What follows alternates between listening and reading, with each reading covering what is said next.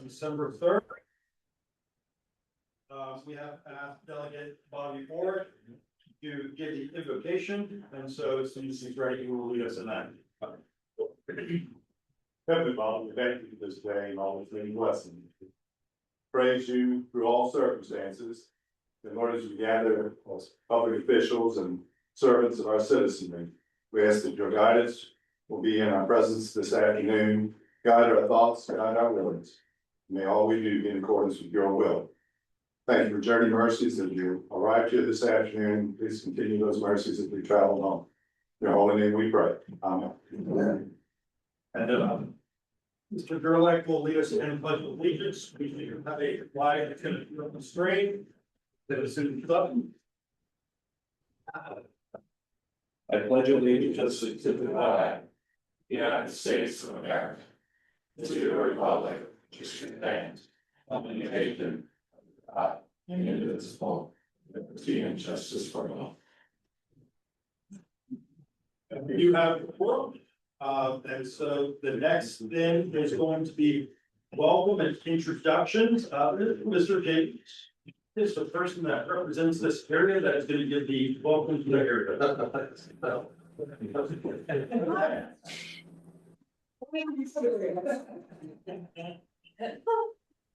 I was on the next one, We always try to get a welcome from the person here first. But if we want, if the lady would prefer, we can move down the line and then we'll come back. So we'll start with you, sir. Joseph Smith, Hannibal, Carolina, Conservation District, Director. Janet Hall, City of Fredericksburg, alternate. John Dale, City of Fredericksburg. Paul Milbury, Staff County, House of Delegates, 64, or 81. Bobby Orr, Delegate, part of Carolina, Spotsylvania. Devin Marshall, Supervisor, Spotsylvania. Philip Scott, member of the Virginia House Delegates representing 63rd District, covering parts of Spotsylvania and Orange. Ellen James, Staff. Lillian Tall, staff. Brian Nicole, Orange County, District 5 Supervisor. Kathy Bender, King George County, Shadow District Supervisor. Debbie Donahue, Rappahannock County, Wakefield District Supervisor. Would you like us to go or not? Maria Saab, Amazon Web Services. Kevin Hughes, Staff and Construction. I will come back. And Nancy Long, Carolyn County. And thank you for hosting us here in Carolina County. Do we have any members online who can introduce themselves? Let's see, we have, Senator Perry's office is represented online.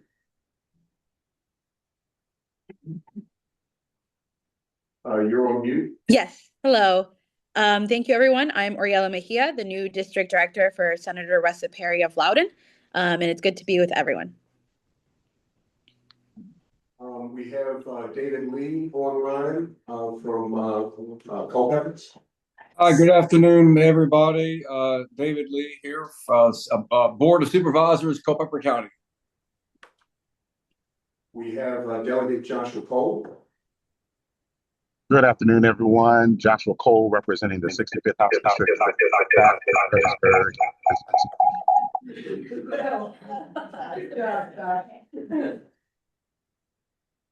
All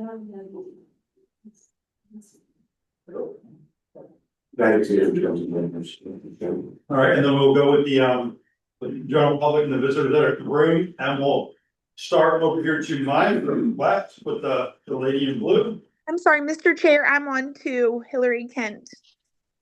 Oh, no, Hillary Kent, thank you so much. Sorry, I'm here. I'm traveling today, so I'm just have it in no video while I move around, but I am here. Hi, I'm Lisa Mountcastle. I'm here by proxy for Senator Richard Stewart. I'm Brett Hunter, I'm with Friends of Rappahannock. Michelle Edwards, Rappahannock Regional Commission. Chip Warrens with the George Washington Regional Commission. I'm Mr. Brown, EDA, City of Fredericksburg. Tommy Blackwell, retired, but still a friend of Rappahannock. Brian Laurent, Spotsylvania County Utilities. Mary Yuri, Spotsylvania County Utilities. John Virgil, Stafford County Utilities. Brianna Heath, George Washington Regional Commission. Nicole Riley, Data Center Coalition. Matt Walker, County Administrator, Middlesex. Jim Lee, Amazon Web Services. I'm Carroll Courtenay from the Southern Environmental Law Center. Hello, the Family Strategy Supported within Biosolids Council. Jamie Mitchell, Hampton Sanitation. Chris Burbage, Hampton Road Sanitation District. And before we go online, we have another member who joined us here today. Sir, would you like to introduce yourself? No, Gary Higgins, House District 30. And then we'll go to visitors and online. Okay, let's see, I'm just gonna call out names and as best I can. Larry. Larry Zaragoza. Larry Zaragoza, I'm a resident in Fairfax County. Okay, Robert Crockett. Robert Crockett, Advantage Strategies. Cassie Smith. Hello, Cassie Smith with Troutman Pepper Lock. Stuart Overby. Hi, I'm Stuart Overby with Don't Spread on Me in Albemarle County. Lisa Hall. Lisa Hall with the Northern Neck Planning District Commission. Let's see, I think we have another Silverworth Conservation District representative on, if I'm reading right. Aaron Rowland, is that you? Yes, sir. Aaron Rowland, Northern Neck Soil and Water District. Thank you, Aaron. Sorry we missed you in the member part. That was me. I wasn't picking up when Aaron Rowland. Oh, no, appreciate it. And let's see, who have I missed? We have a 540 phone number.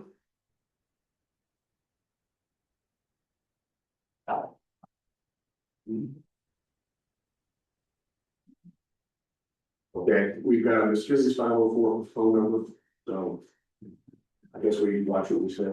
All right, well, I think that's everything, but I mean, it is recorded and open for the public, so we should be very honest with it. Moving on, we have review and approval of the agenda. There is an item that needs to be added to the agenda, so Mr. James, would you please explain that? Yes, sir. Everybody has at the bottom of their stack of papers a letter from the chief of the Rappahannock tribe, which is one of our federally recognized tribes. I've had a reach out from the tribe about 10 days ago, met with them in person, with Chief Richardson and her staff. And they would like the commission to consider entering in a process of a discussion as to whether the Rappahannock tribe become a member of the commission. They are one of the two federally recognized tribes that service area as the terminology, and I'm learning, so this is all new to me. And their service area covers part of the Rappahannock Basin, Upper Mountain and Rappahannock are the two. Delegate Keith Hodges will be here any minute is helping with that because he has a lot of experience.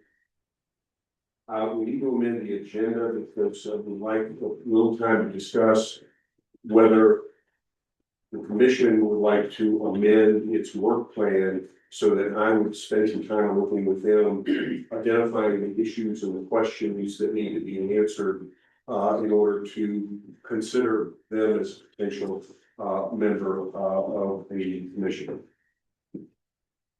Do we have a motion to add this to the agenda? So moved. Do a second.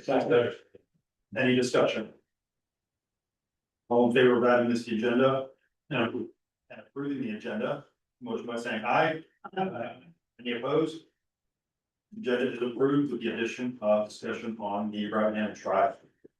Moving on to special presentations.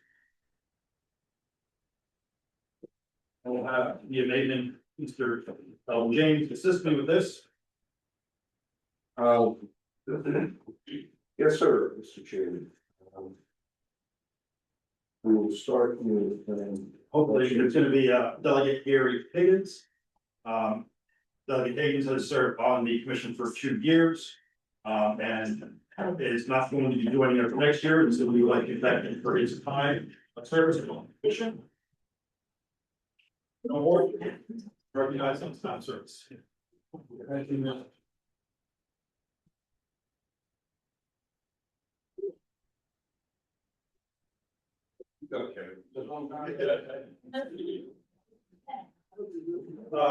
next, I guess you all kind of know where we're going with this. Delegate Paul Building also has served for about 2 years on the commission. Been a valuable part, even one of our special work groups. So, like all day, thank you for your service.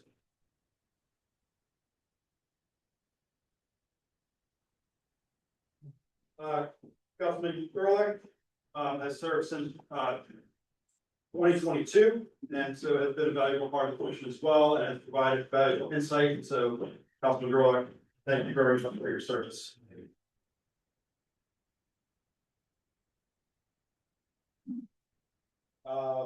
Next is Supervisor Kevin Marshall. Has been on the commission since 2018. Is currently the vice chair of the commission and has been ready and willing to step in should I not be here. I don't think we ever took you up on that off. Yeah. All right, so he's had a pretty easy job as vice chair, but thank you, sir, for your.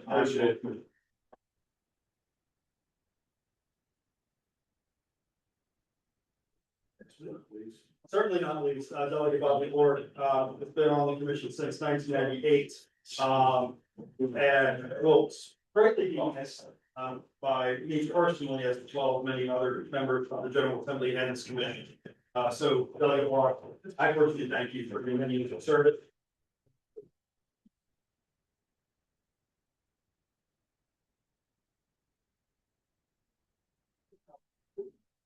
Please. Thank you all so much. I'm very proud to be part of a coalition that got this created. That's right. And y'all are in a unique position. You're the only one of these kind of bodies that exists in the state. And while y'all are here, obviously addressing issues relevant to the watershed, I would suggest that y'all may want to continue your meetings after these meetings have officially adjourned. My point being, when you look at the representation that y'all bring to this room, and the various legislative districts that they all touch on, in the rural and the urban perspective, I think y'all can, if you would unofficially meet after your official meetings, be able to come together with consensus on many issues that can probably be thrashed out better in this type of setting than in Crucible down in Richmond. And if y'all then came forward as a united body of this commission and the elected representatives as such, it comes in as a nonpartisan recommendation to your individual members. And I think that's going to be the key to getting policies passed in the next couple of years. Because y'all do bring perspective. You've got the city of Frederick, the urban, you've got the suburban, but also very rural. The issues you have to be very different. But I think this would be a wonderful thing to try and get those hashed out. You know, the things that go close and the recommendations, you know, respect and legislative. Thank you all for the opportunity to serve during this thing. Thanks for the work that you did.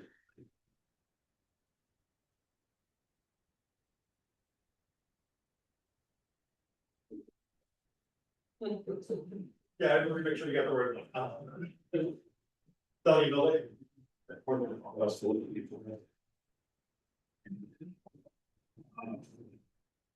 We just. You left before I did, didn't you?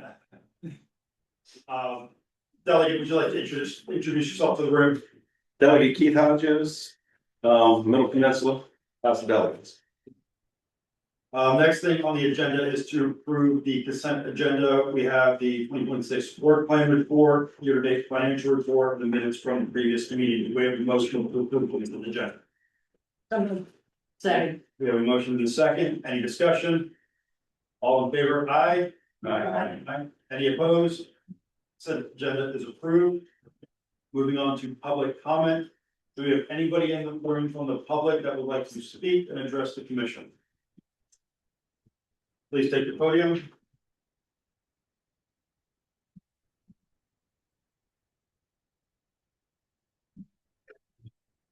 Good afternoon, my name is Brent Hunsinger. I do represent Friends of the Rappahannock. Just a couple of things. Thank you for the opportunity to speak today. I hope everyone's doing well. A couple of things to put on your radar for the upcoming General Assembly. There is a distinct need. So in 2020, and this is really something that has been discussed before, is the regional water supply planning process and the need to create these regional water supply plans by 2029.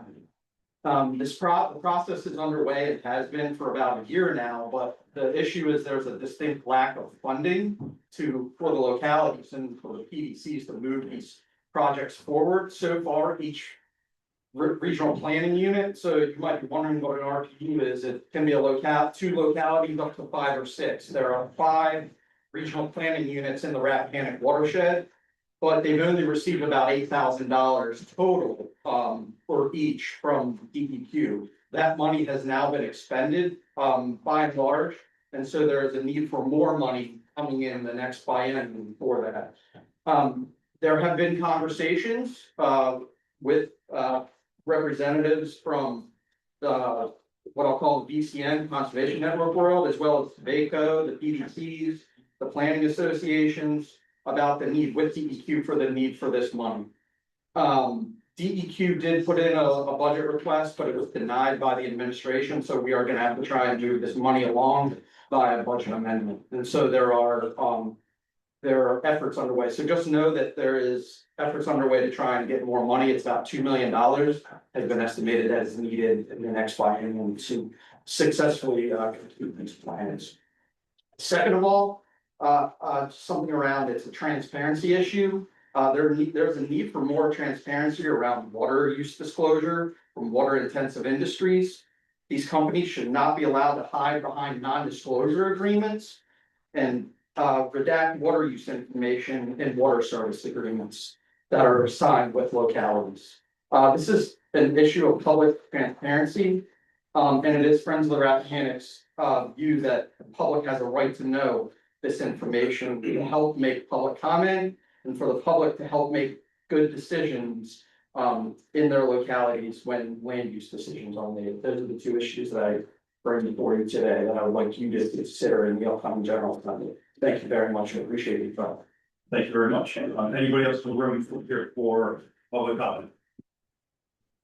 Seeing none, we'll go to anybody online for public comment. And seeing none, we move on. The first thing on the agenda for presentations is going to be trend and innovation in the data center industry. Nicole Riley. And Nicole is going to kick this off. And we'll introduce our other team members. You have Nicole, oh yeah, you don't need to put it. I don't need it. Great. Well, good afternoon, everybody. It's a pleasure to be here. Good afternoon, Chairman Scott, members of the commission. My name is Nicole Riley. I'm the Director of Virginia Government Affairs for the Data Center Coalition. The DCC is a national trade association serving as the voice for the data center industry. And our members include data center owners and operators and those who lease large amounts of data center capacity. Our members provide the essential data infrastructure that enables the application and capabilities that support the modern economy and our collective national security. And this is everything from cloud computing, AI, online banking, remote work and learning, digital entertainment. Today, the data center industry is seeing unprecedented demand for data and digital services that have become central to our modern economy and daily lives. And step back and think about it, everything from the way we work and learn to how we buy groceries, how we bank, even access medical care now occurs online. And all of these services take place in physical locations called data centers.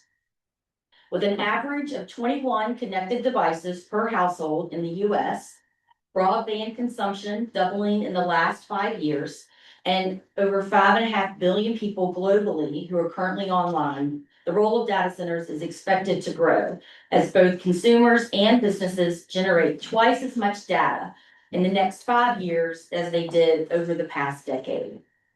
Also think about some of these stats. Every minute that we sit here today, 16,000 TikTok videos will be uploaded, over 19 million text messages will be sent, approximately 252 emails will be sent. Siri will answer over 1 million questions per minute. 229 million meeting minutes are going to be recorded by Microsoft Teams. And Netflix subscribers will stream almost 363,000 hours of video per minute. And every second that we are here, the Visa data center in Loudon will process approximately 31,000 credit card swipes. So with that significant demand for their digital services, data centers are seeing a need to build additional facilities to accommodate that demand.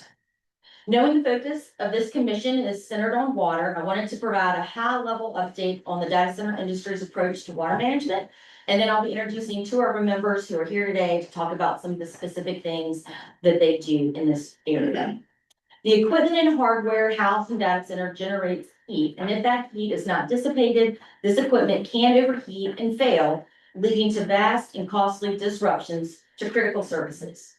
So to maintain that optimal temperature and humidity levels in data center server halls, a variety of data center cooling technologies may be employed, such as air cooling, water cooling, refrigerants, and some combination.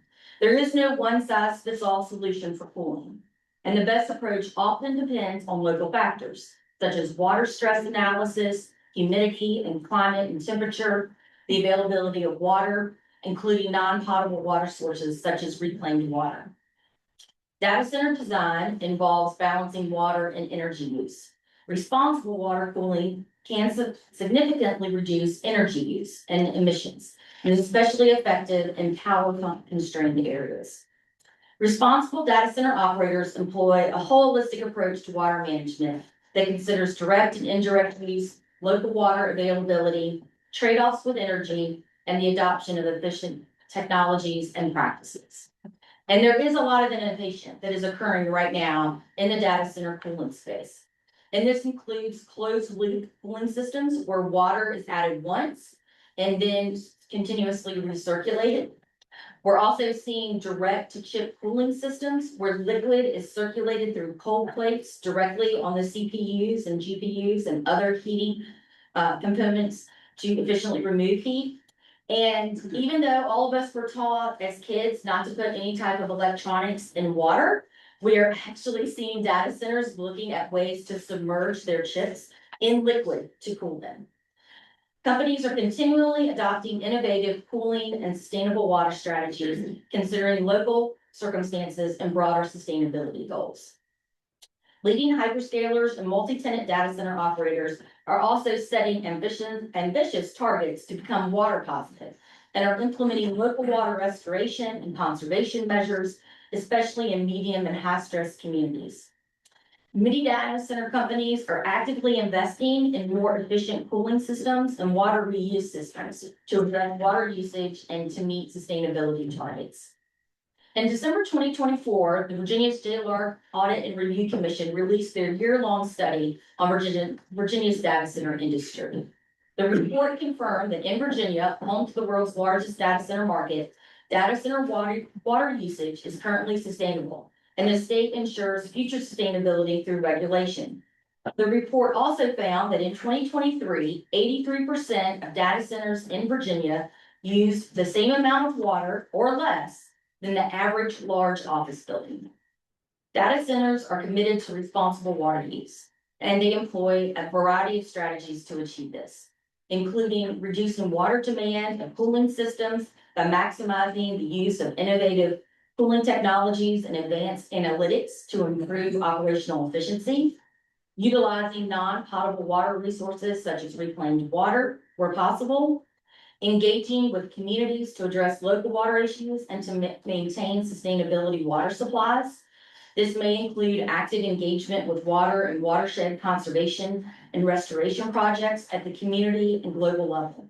And data centers do require flexibility to choose the most appropriate cooling and design choices that are aligned with what give optimal, given the local factors. There is not a universal cooling solution, and there are inherent trade-offs between water and energy use. So today, I'm excited to be here with two of our members, Kevin Hughes with Stack Infrastructure and Maria Saab with AWS, who stand as examples of companies that are prioritizing responsible water management and innovation. The Data Center Coalition looks forward to continuing to serve as a resource on these important issues and continues to work with you. So now I will turn it over to, which one will we go first? Okay, Maria, with AWS, who will go first, and then Kevin, who is going to follow. Thank you.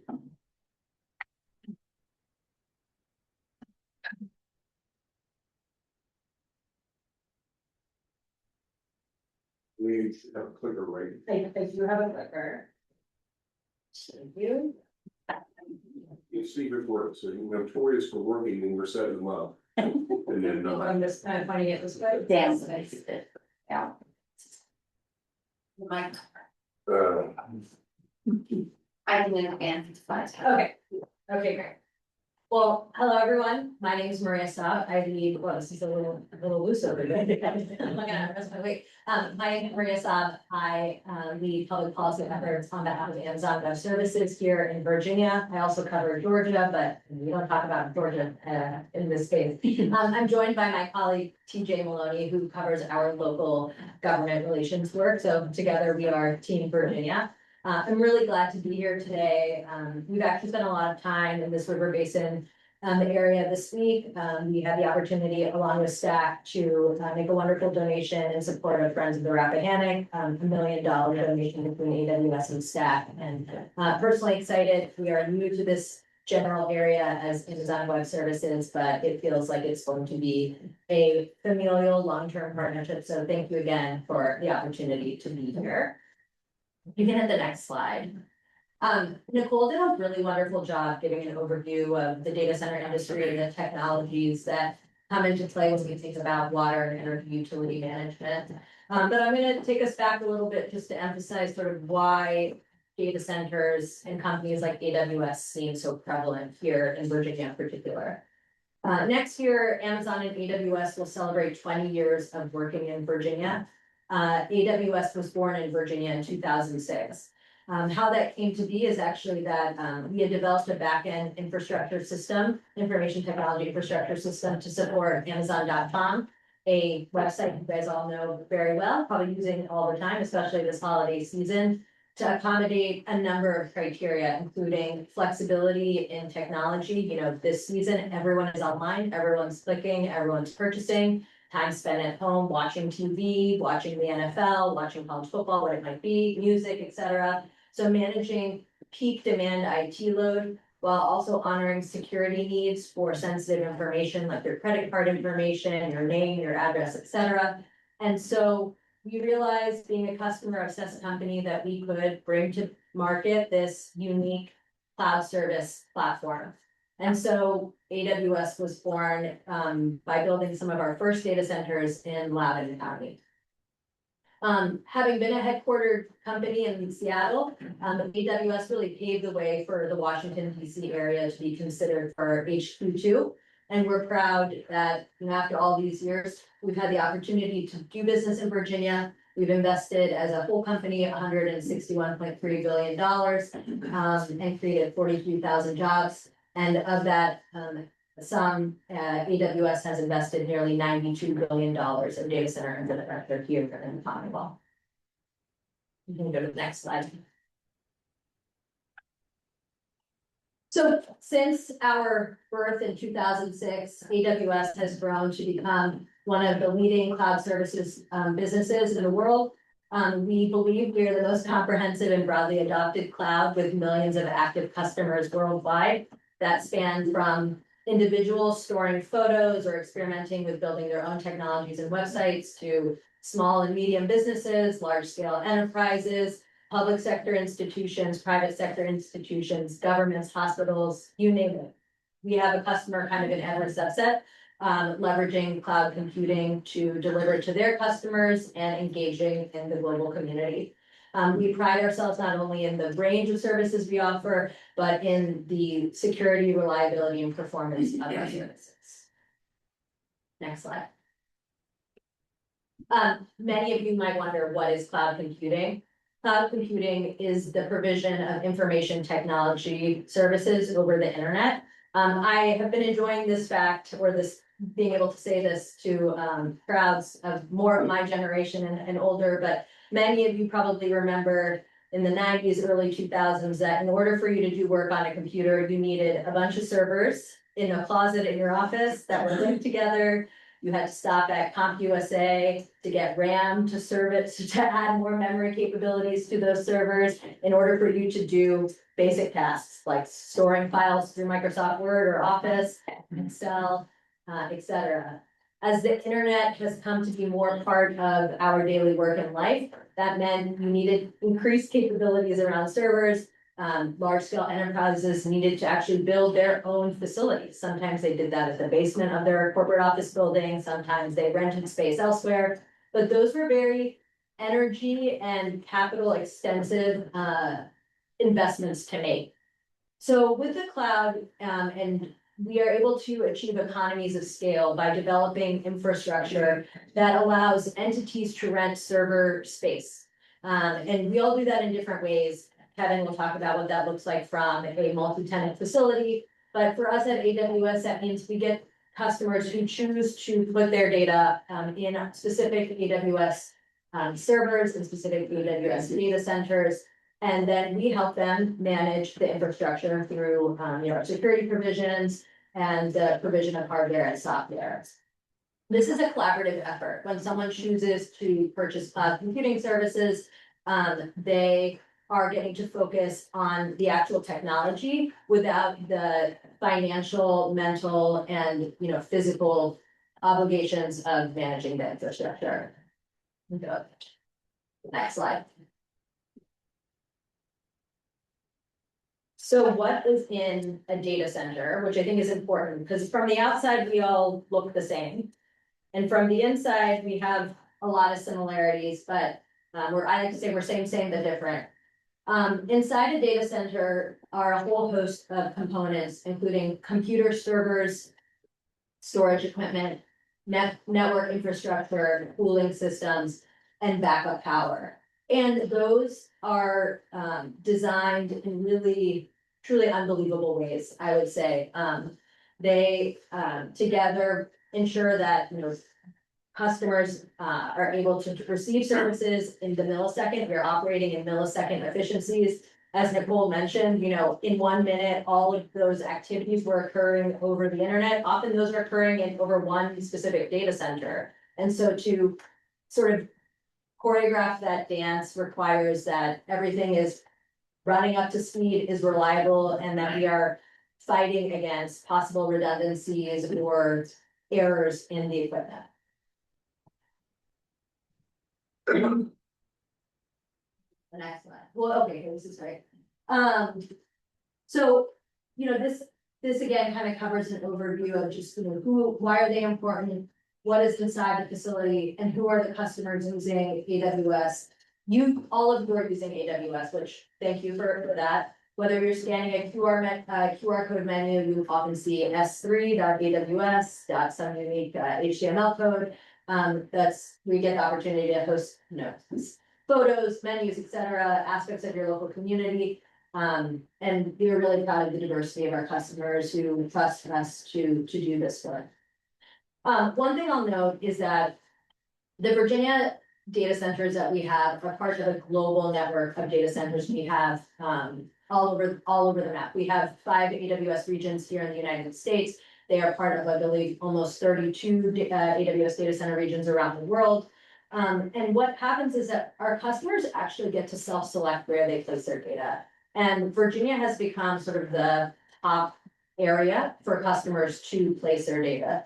Our data centers here offer a complete suite of services at economical cost to the customer. There can be differentiations due to different policies in different global markets, different tax structures, different security features, etc.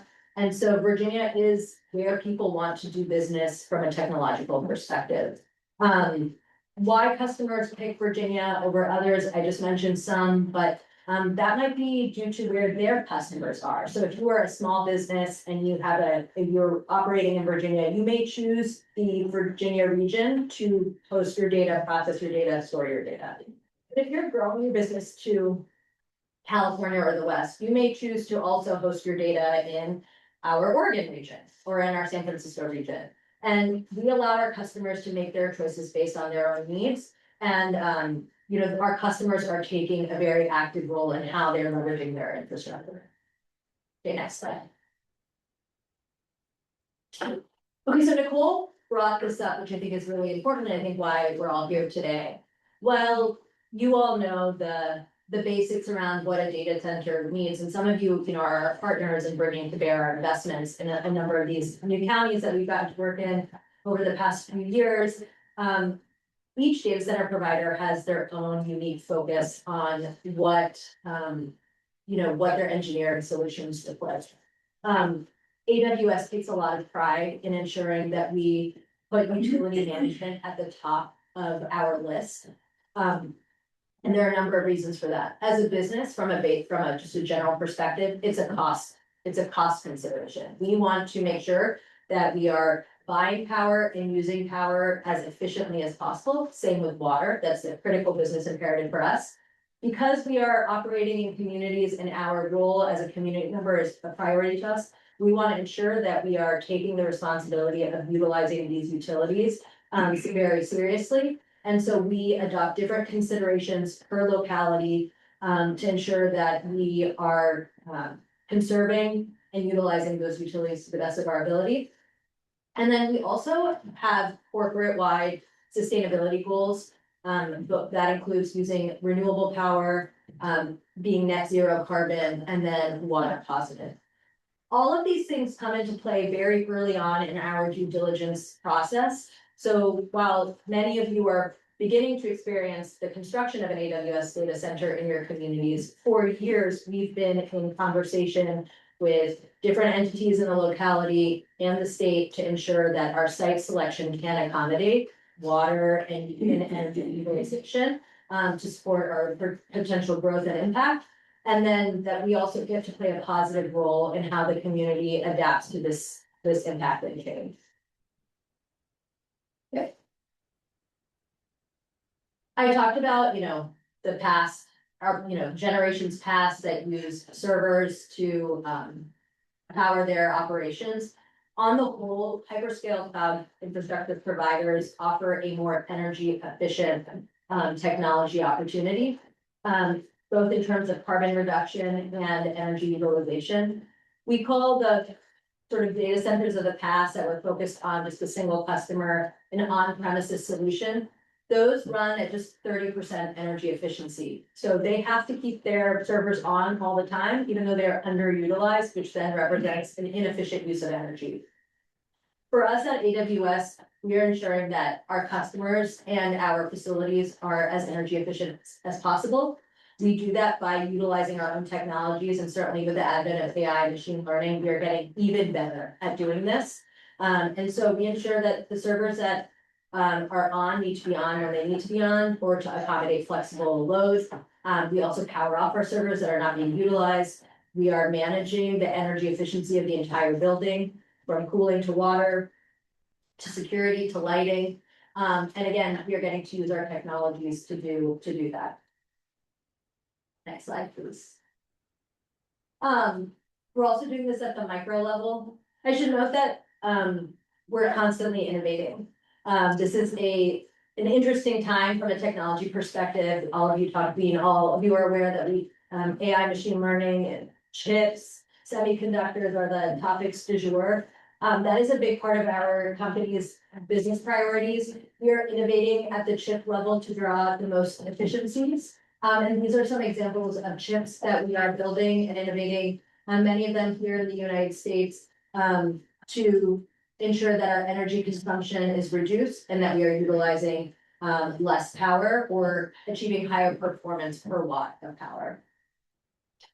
I'd also say that the data centers that you are seeing today are actually data centers we designed several years ago. So innovation is constantly happening. And that means, the data centers our engineering teams are thinking about for 5 or 10 years from now may look very different and have different engineering solutions. We are constantly learning and iterating.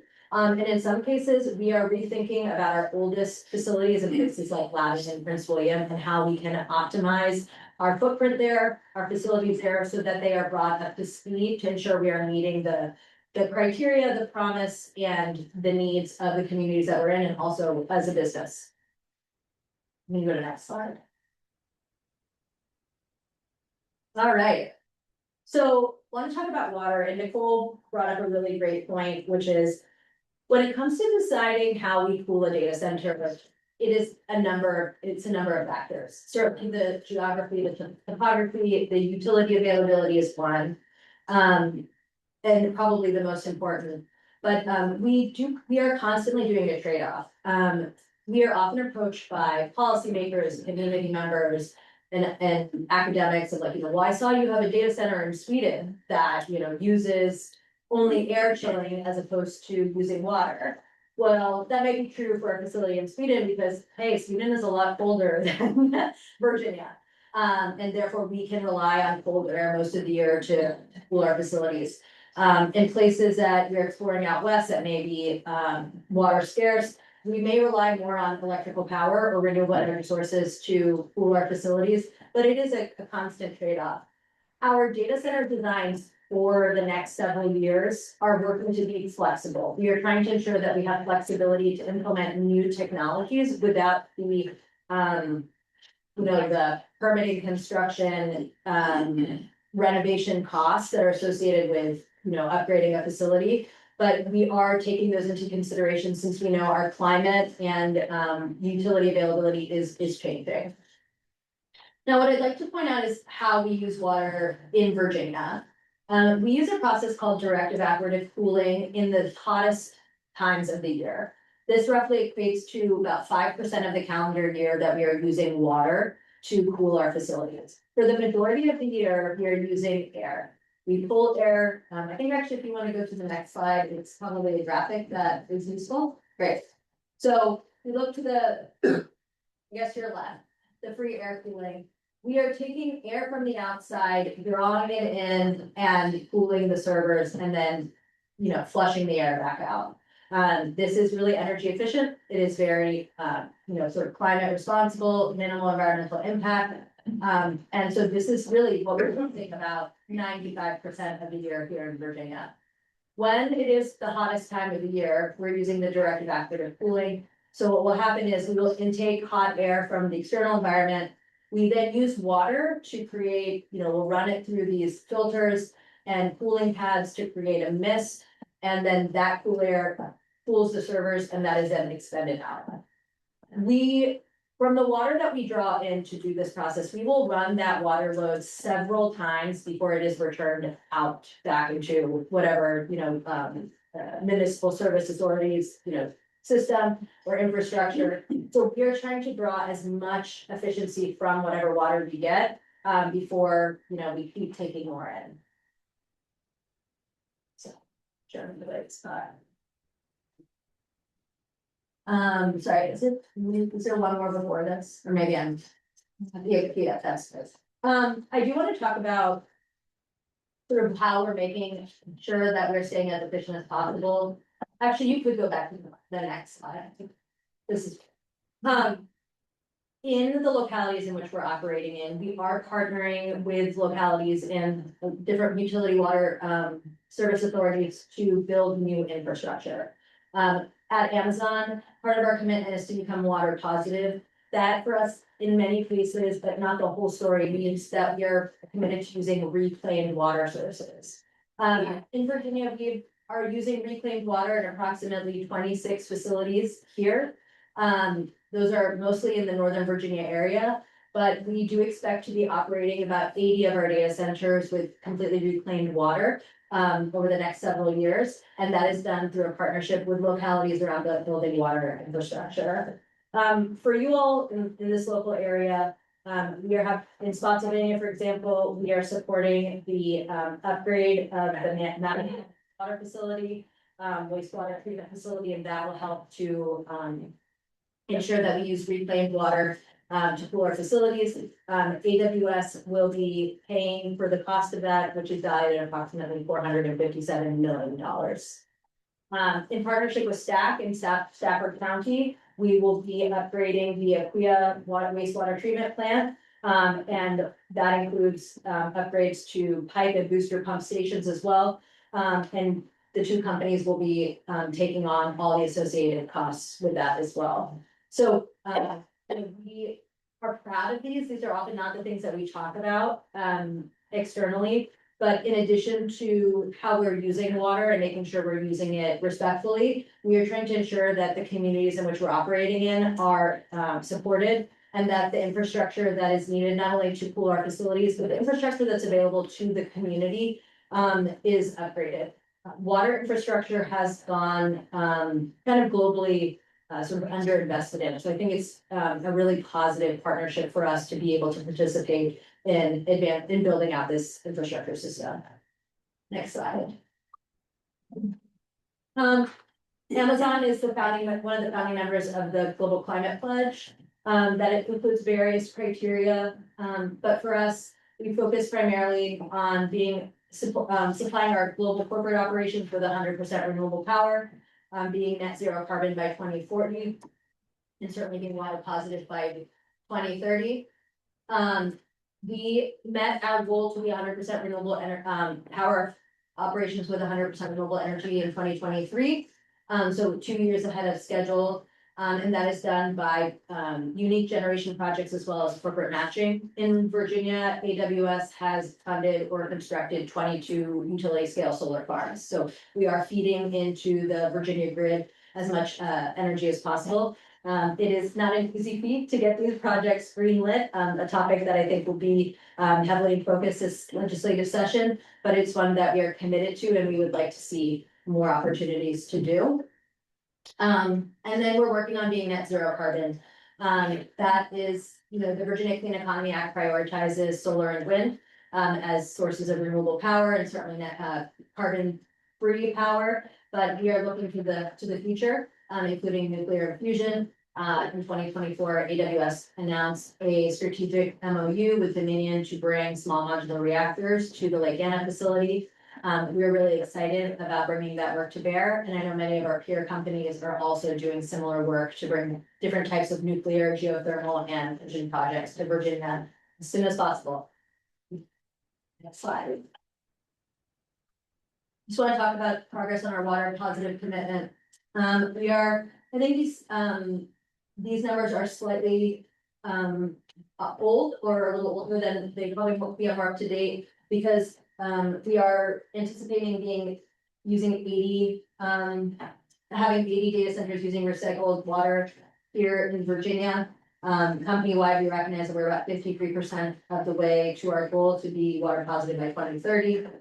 And I do just want to talk about water efficiency. We are really proud of our water efficiency target for our reporting. For those of you who are unfamiliar, you're trying to get as close to zero as possible.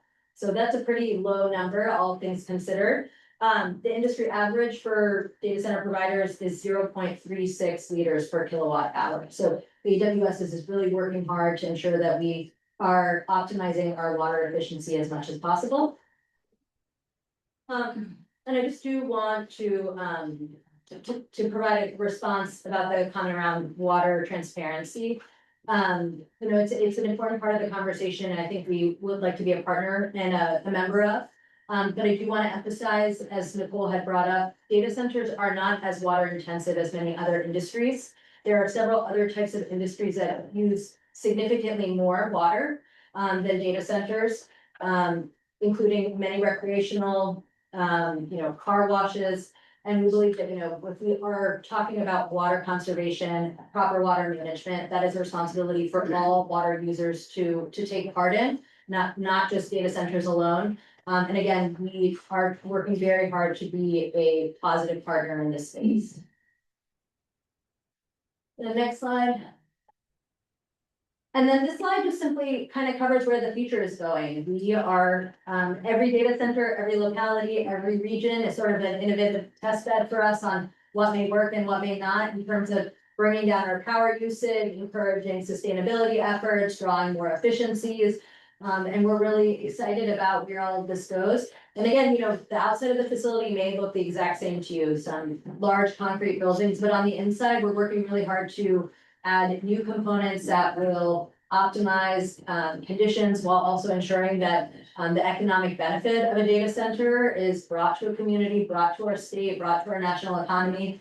And that we're taking, various considerations into place to do so.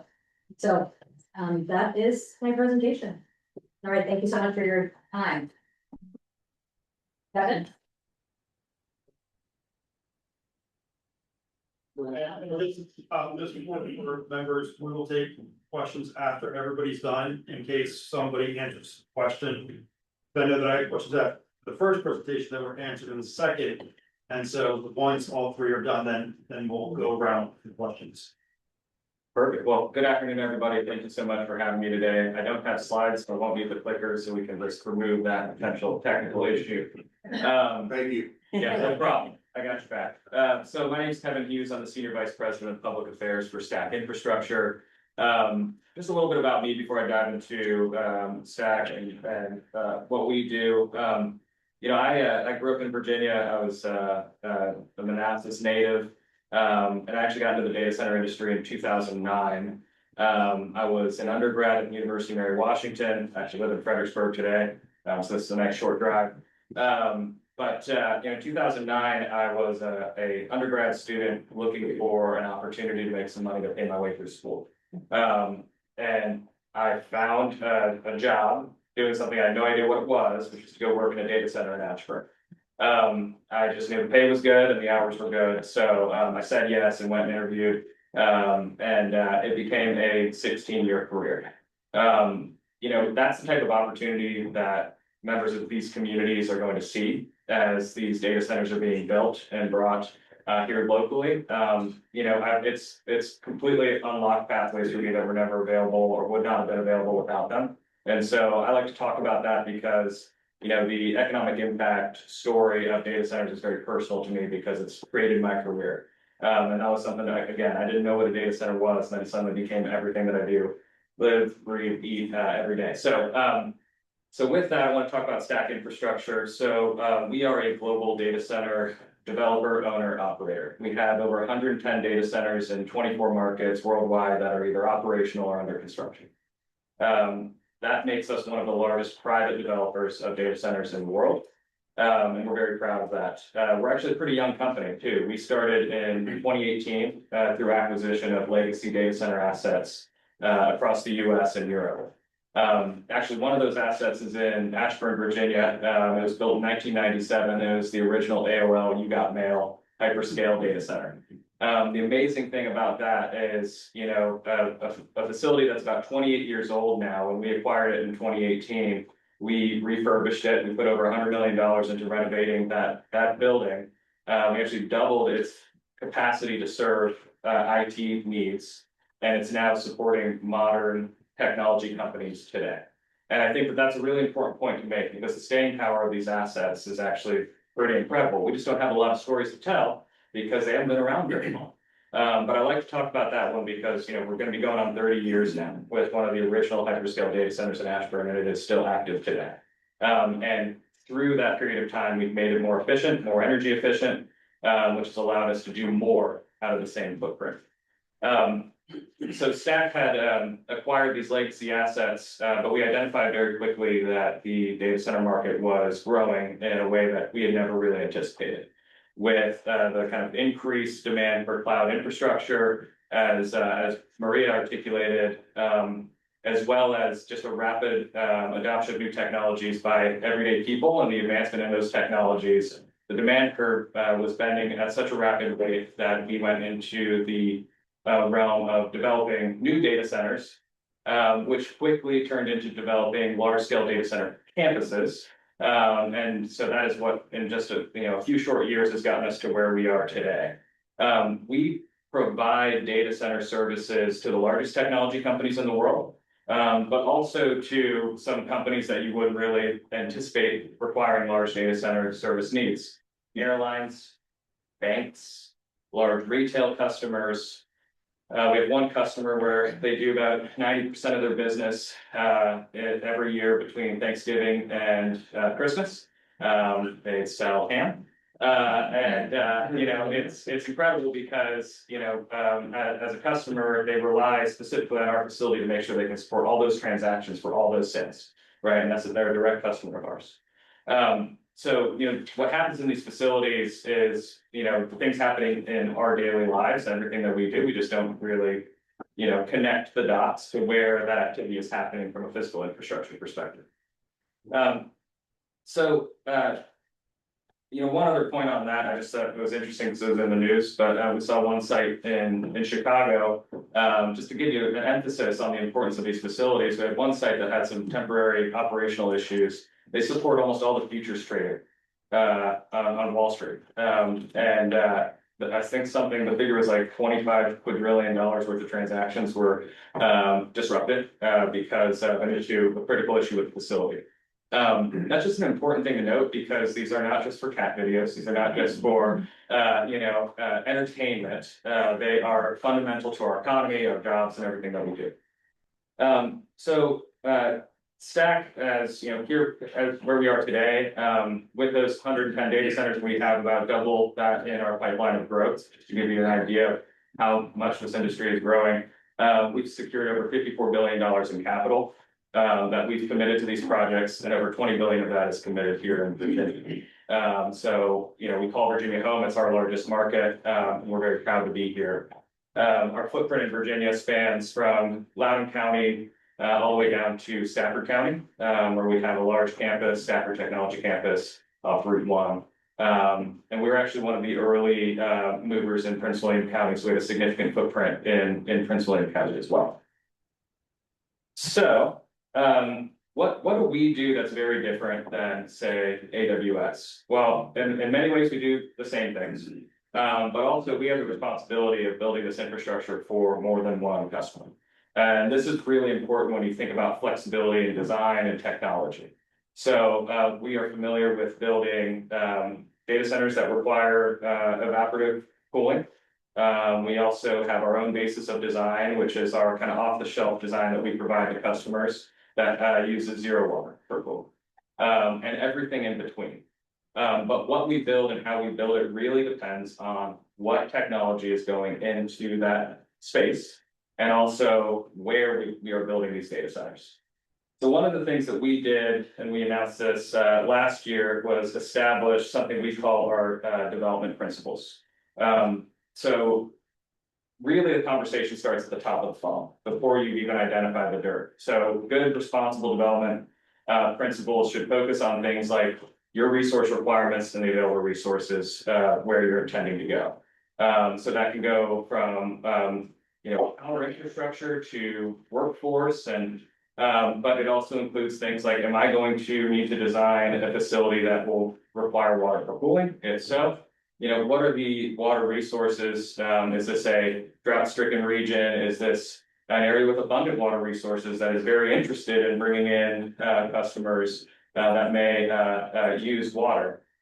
So up top, we have conversations with our local officials, key community stakeholders, our environmental groups, everybody that we think should give us some good context to where we're deciding to potentially locate a site.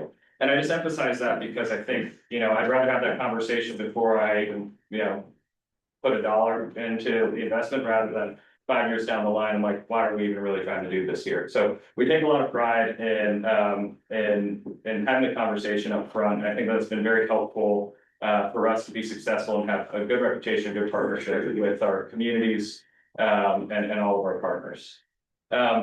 So when we go to design and deploy a data center campus today, upfront we have to think about many customers, but typically we narrow down pretty quickly. And so at that point, we'll understand what type of resource requirements that we have. And then we can start to do all the engineering and analysis to see if this matches what's available matches our needs. I think one of the great things, and Maria noted this about Stafford County and our partnership to invest in water infrastructure upgrades there, is that this is almost what I think of like the closest thing to a sweet spot that you can possibly find when it comes to any sort of resource intensive industry. Maria properly outlined the fact that we have trade-offs on our side. If we have if we use more power, we maybe can use less water for cooling. If we use more water for cooling, maybe we can use less power for our operations. And that is can be a very tricky balance to weigh. But I think with reclaimed water systems, the purple pipe infrastructure that we're building, we're finding the sweet spot where we can say, hey, there is actually a third path here, which is treated wastewater that is a resource that can be used for industrial cooling. And I think that, by and large, across, all groups, that's seen as a very smart and responsible way to use resources like water. And so that investment in Stafford County is something that we're incredibly excited about. In the process as well, we have knocked off a lot of funding requirements in their capital improvement plan, because as we build that infrastructure to support our needs, we're actually, making much needed upgrades, investments in much needed upgrades, and not just the wastewater treatment facility, but also your sewage infrastructure and your potable water infrastructure as well. So, just an example of how, we can be creative and thoughtful and partner early to kind of address things in a smart way. I do want to talk about water usage a little bit here as well. I think it's always very important to add nuance into complex conversations because nuance matters. We use the term water usage, I think, very loosely here. Let me give you an example. The average household in the US uses, call it 200 to 300 gallons of water, right? You Google that, that's the number that's going to come up. What people don't realize is if you look at the flow rate of the average water infrastructure feeding a single family home, in theory, if you ran all the water at max usage for 24 hours, you could use 8,600 gallons. But nobody's actually using that. That is what we call capacity, right? And so when we talk about large numbers for water when it comes to data centers, the numbers being used are capacity. What Maria articulated was actually, for 5% of the year, we're using something closer to the capacity number, but the actual usage for the year is significantly lower because much like how we're not running every faucet in our house and flushing every toilet constantly, most of the time we're not using any water. So the way that I like to think about it is capacity is your big number, usage is then what you actually will draw. Then there's a third number too, which I think is the most important number, which is consumption. So just because I use the water doesn't mean I necessarily consumed it, because we return most of that water back to the wastewater treatment facilities to then be recycled either back into different uses or treated the same way any other wastewater would be treated. So when I think about consumption, I think about the actual water lost in the process. And that can be quite minimal. It depends on the design, but that's really coming down to evaporation. We efficiently use water. Once we pull it into our system, we are recycling it and recycling it and recycling it because that's a good practice and efficient. Over time, some of that water will evaporate because we're using it to cool. And at a point, that water will reach a condition where it's best to be sent back to be treated rather than cycle through our system again. So you can actually narrow that number down even to a smaller number when you get to actual consumption. So I just like to articulate that because the nuance matters, because like water usage, it's like, well, let's talk about capacity, usage, and consumption. I think that's a better way to think about it. And that's how we talk to our water utilities. That's how the engineers think about it. It's how we actually design. And so I just wanted to note that. So at staff, we are looking to deploy more of the reclaimed water infrastructure across our footprint where we have evaporative cooling. We are seeing that with some of our latest design, it's more of a trend towards a waterless solution, particularly in areas that are hotter and with less water resources. So for instance, we announced just a couple months ago a project in southern New Mexico called Project Jupiter. This is a AI infrastructure campus, part of the Stargate project that was announced earlier in the year.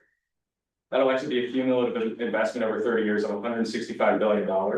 And those 4 facilities will be using a closed loop cooling system. So aside from the one-time fill up front, you won't need to top off any more water from a cooling perspective. So, you know, at scale, we're seeing diversity in demand for different types of cooling systems. On the power front, we are focused, rightfully so, on power usage effectiveness, or PUE. That's the metric that you saw earlier. The idea of that is how it's, by the way, it's a metric that we came up with like 15 years ago because we wanted to be more efficient. We were looking to save money, reduce operational costs. How much power are you using to cool versus how much power you're using to power the IT equipment inside? That's what that metric is. So if I'm at 1.1, that means for, say, every megawatt of cooling that I'm doing, I'm getting about 9 megawatts power to my IT infrastructure. And so it's a good metric to just see how effectively we're operating our facilities and efficiently we're operating our facilities, so that as much of the resource from a power perspective is going directly to powering the servers and computers versus operating facilities. So STAC has a 2050 net zero commitment that we have made through the Science Based Targets Initiative, SBTI. It's a global organization, third-party organization that independently audits everybody that has signed up for it. So on an annual basis, we are audited against our goal by this organization, and then we report on that. We did achieve a 100% offset power usage for renewable energy in 2023 as well. But this was our, like, take it one step further, because the net zero commitment is not just your power usage, it's also any other kind of carbon produced as part of your operations. So we had we piloted green concrete, which is, you know, producing concrete actually is a pretty carbon intensive process. We use a lot of concrete. So the idea is to produce the concrete using electrolysis, which is a significant reduction in the total carbon emission.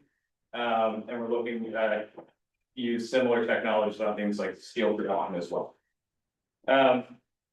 So lastly, I'll just say, and then we can move to the next part of the conversation, that from my perspective, not just as STAC, but as an industry, you know, we have a really great opportunity ahead of us. This is a transformational economic development opportunity for Virginia, for this region. The way that we see it is not all opportunity, most opportunity does not come with some sort of cost or trade-offs. And I think having collaborative conversations like in this room with different stakeholders to kind of think through the best way to do things is incredibly powerful to make sure we're aligned as we move forward. And frankly, our ears are always open, and we love to hear ideas, because then we can start thinking about it, you know, any opportunities for innovation down the line. So I just appreciate you all having me today, and thank you so much for giving me a few minutes to talk about that.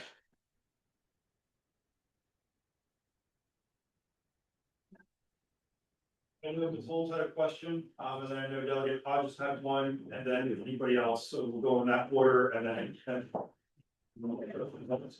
So I'd like to thank all three of you all for your presentations.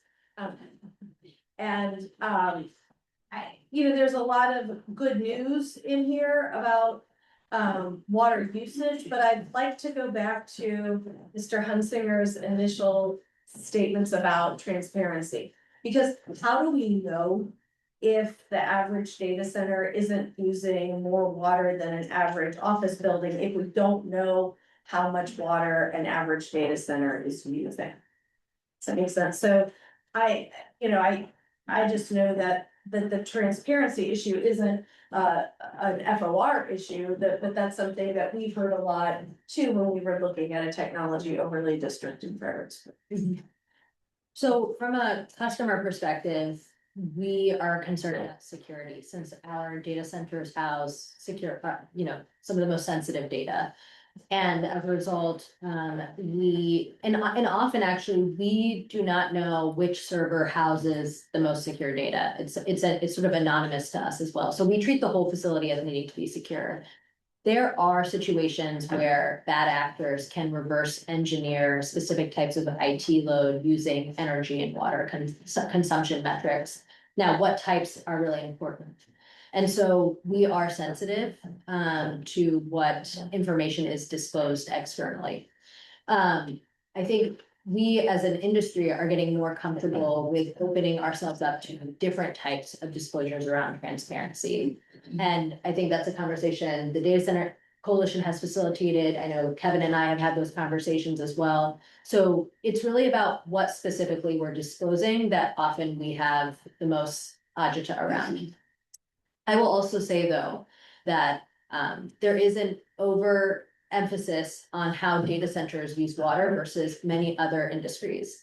In 2024, an independent research entity found that the data center industry across the United States used about 66 billion liters of water. In 2017, the car wash industry used 240 billion liters of water. So when we talk about water intensive use. But how do we know that? Sure, but I mean, but that's what I'm getting at, because I would love to believe that with my whole heart and soul. Sure. We are here because of the Rappahannock, and we have lots of data centers going in. So I would love to say, thank you, Saab, that is great news. But without the, you're citing figures, and then you're telling us that we can't have the figures, and so what am I supposed to tell constituents? I guess Help me out. one thing I would say though is, the point I was really trying to make is, we are often seeing legislation, especially focus, or even local policies that focus on data center disclosures. But a large scale manufacturing entity is not being forced to disclose that information, despite using perhaps even more water than a data center. You're saying you don't know, but you're not asking the other entity also. And so it sort of creates the assumption that the data center industry is the only one using large quantities of water, using it irresponsibly, and not participating in community discourse. And that's, I think, the nuance and concern we have as an industry, which is, we're not the only industry using water. Again, as I mentioned, I think we're open to finding ways to be more transparent, but we also have this other consideration, which is water and utility infrastructure are subject to significant cyber attacks by bad actors. We are in a technology arms race, and so we're trying to balance that. So right. I think we are open to having those conversations around what figures are reported, but it really depends on the category that Kevin mentioned, which is water use can be saying provide your water use estimates can create a whole bunch of misinformation when really we're not using all of those numbers.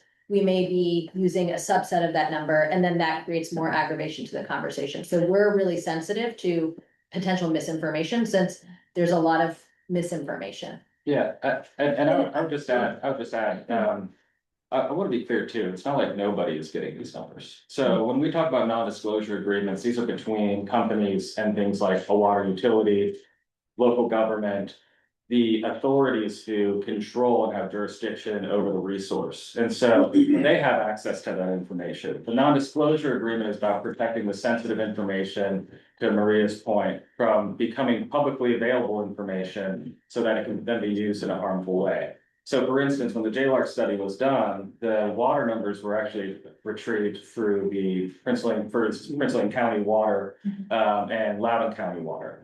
They have those figures and they can then report on them in a way that is, with more aggregate and not necessarily identified to a particular company. Correct. So I think yes, or even facility. So I think it's about what specific data and how it's presented, and then what is actually reported and available to full public disclosure. So I think there's just kind of levels of what that transparency would be, just to ensure things like security and those kinds of things. So, you should, as the locality, as a decision maker, should have access to water information when you're making decisions, using what your water authority and those are currently allowed to disclose. It's a matter of once you go full public of how identifiable to the finite detail almost to a facility is it based on security.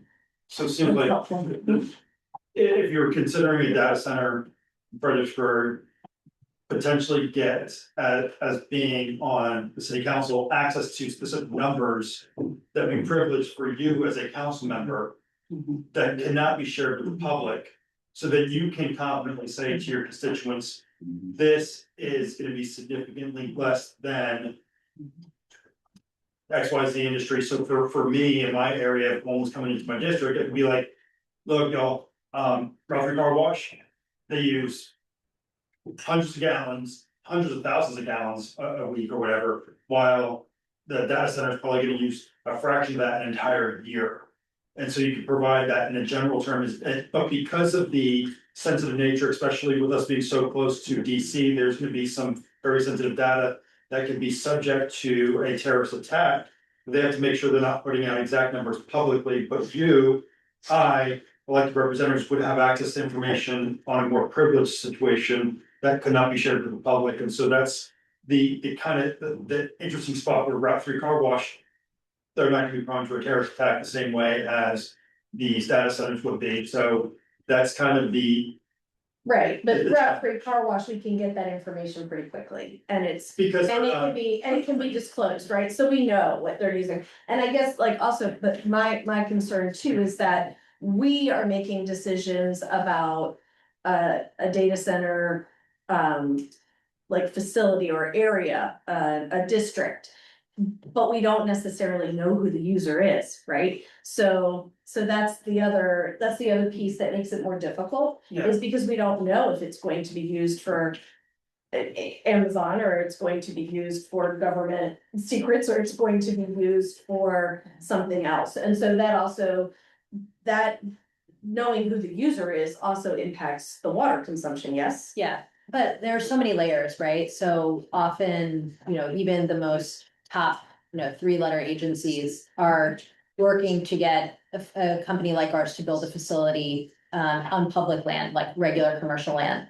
That's a benefit to the locality because then you can draw taxes. But if we build on federal lands, there's no tax benefit to anyone. So we also are making those considerations as well of trying to protect that, the customer profile, but also trying to be a beneficiary to the community.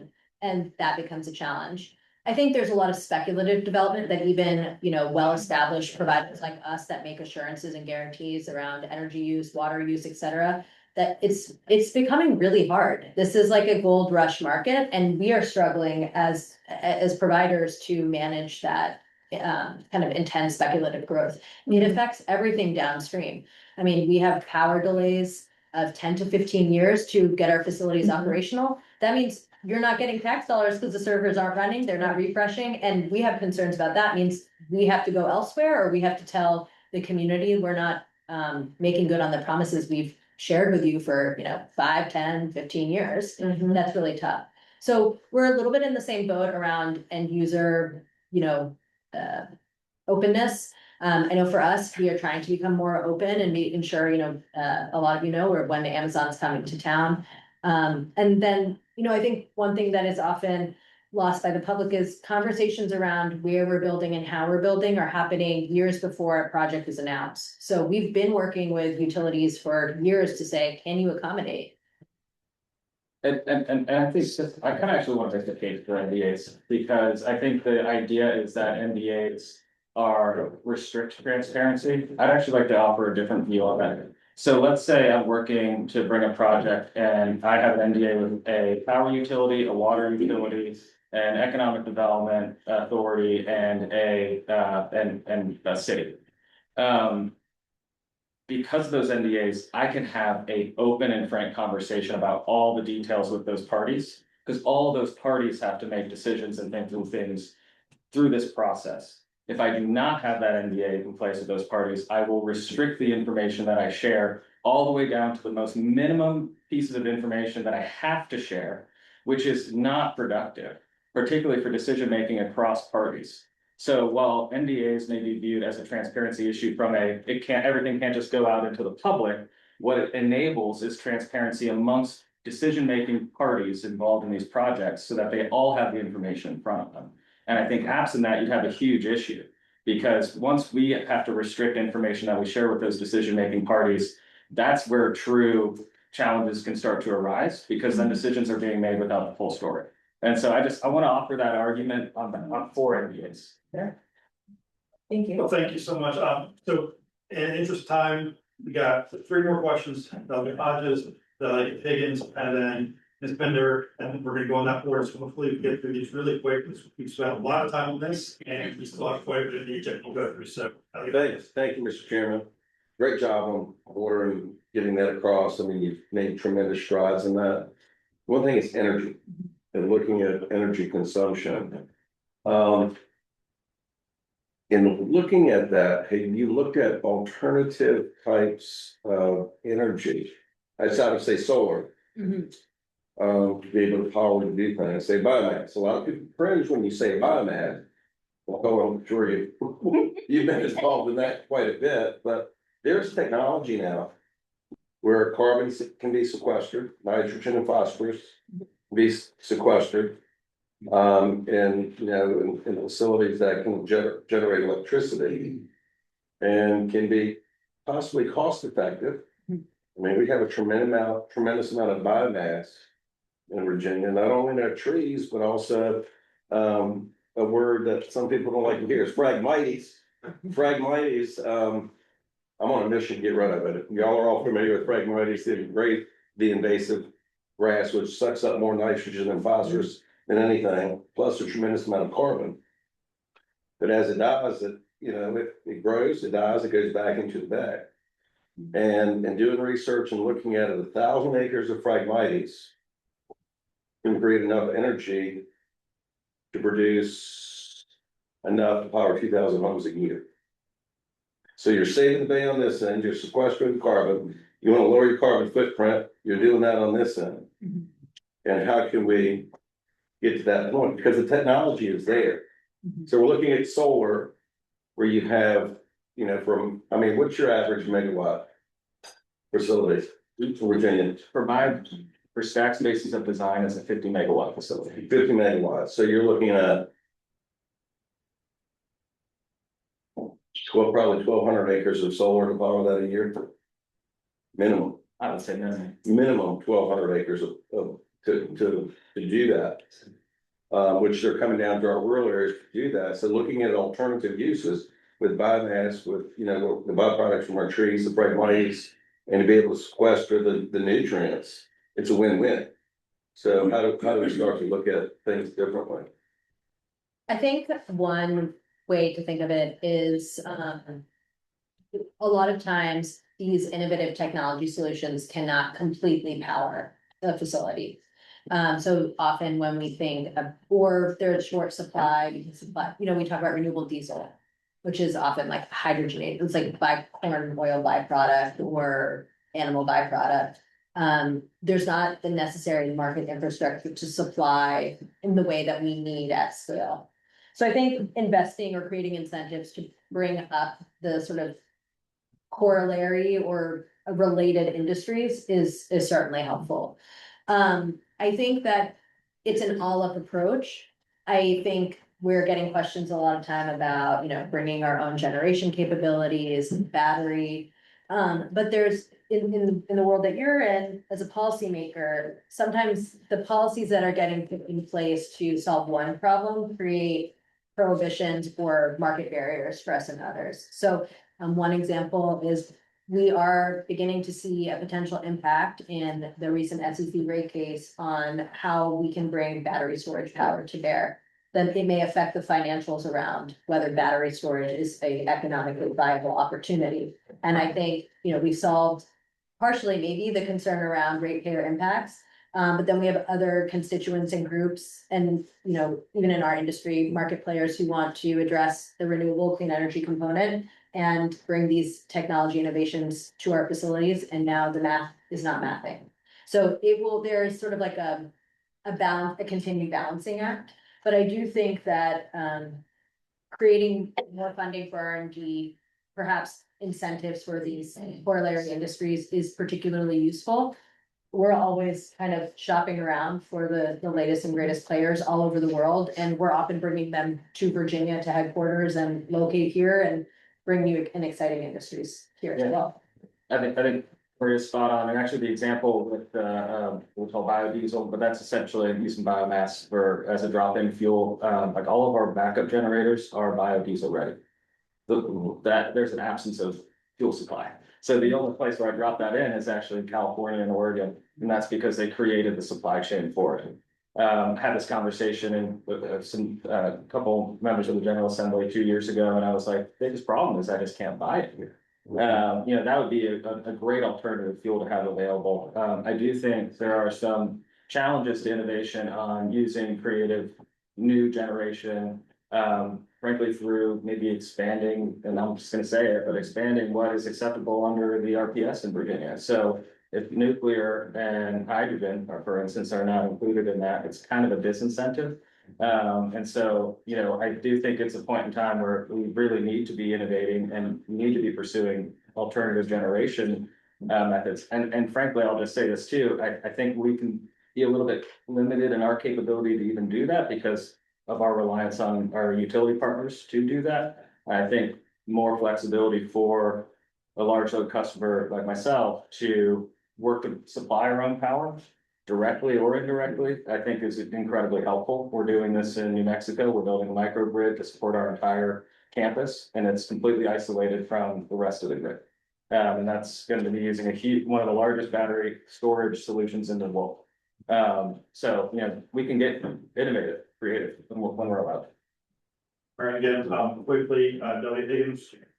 Thank you, Mr. Chairman. I will try to be very brief, and probably I should talk to you all offline, but having just been participant in and recipient of a probably $4 to $6 million campaign against the data centers, you guys got a lot of work to do. And it's good to talk to the elected officials sitting in this room, but they all reflect the population that elects them. And if you don't educate those people, you're wasting your time in this room. I was in Loudoun County on the board when data centers came to Loudoun County. I was probably the most cautious voice on the board during my period of time there with data centers. And yet I got credit for all of the ones that are in Loudoun, and particularly any of the bad placements. And it doesn't really matter what the truth is or the facts, but those are the things that you're gonna have to do. Data centers in Loudoun County, Northern Virginia, are currently the Darth Vader. And that mantra is being carried by environmental groups. And it doesn't matter what the facts are until you get to the individual people and educate them about it.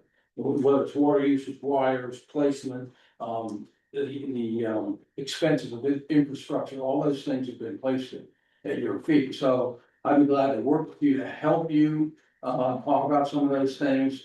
I think that data centers are a great industry for Virginia. Loudoun County brings in $1 billion a year from data centers, but that doesn't mean that there aren't some big bad mistakes that have been made about placement and one thing and another thing. I will say this and then I'll close. AWS has been very responsible about those kind of things. There was a big data center campus in Loudoun, due north, and I actually voted against it and led the charge against it, but nobody remembers that because it was in the wrong place. And AWS, with their responsible approach to this issue, backed out of that data center campus. However, the developer went forward with it, and it exists and is being built today in the wrong place. And those kinds of things are what's turning the public against the data center industry.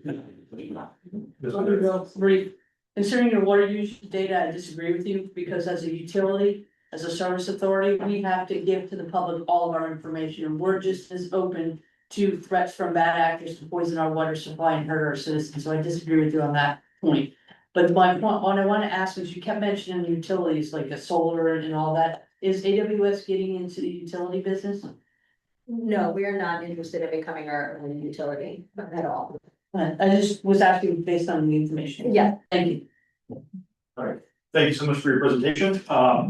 So I encourage every member of the commission to reach out and further these conversations. As Delegate Higgins said, some of these conversations may need to continue on and probably do. They've made themselves available. I encourage you to continue to have those conversations. The more educated that we are, the better we can engage with our constituents.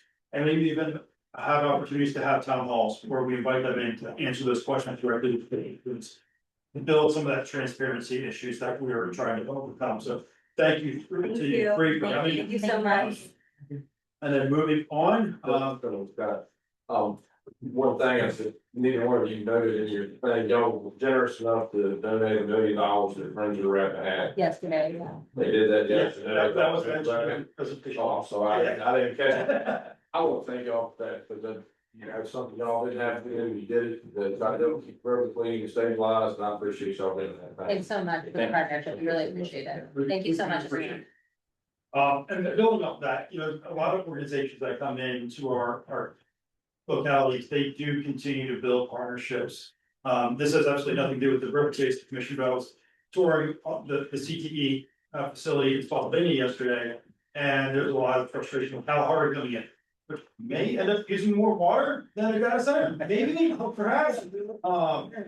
But the CTE program has a partnership with Kalahari where they're taking CTE students over to the construction site right now. And then once it's open, they're going to continue to use that as a training place. And so a lot of organizations like Amazon and Stack Infrastructure, they have these partnerships and they're not really well known by our communities. And the more that we can find out ways that they're helping out Friends of Rappahannock and other organizations and other ways that they're building these infrastructures. Amazon talked about the way they have facilitated enhancing the infrastructure in different localities. Getting that information out to our constituents may help alleviate some of that concern they have of, oh, big bad entity coming in. Well, big bad entity just gave $1 million to Friends of Rappahannock. Well, big bad entity just enhanced the water treatment facility in our locality. Big bad entity did this, this, and this as part of the partnership they're doing. So thank you for bringing that up. And again, thank you. And thank you for, if I could just add, my last meeting before coming here was with Sue and Dr. Frazier at the CP Center in Pennsylvania. So we are looking forward to that partnership. Thank you for the call there. It'd be great for partners. Yeah, absolutely. Didn't try to figure out all of us will use more water, but you know, in that water slides, you know, they leave water. Moving on to the next presentation, the recently published report by SELC, turn off the tab, addressing the Hughes PFAS water. Industrial sources. That's right. You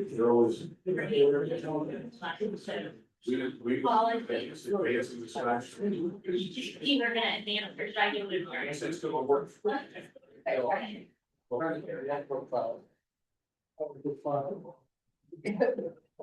Well,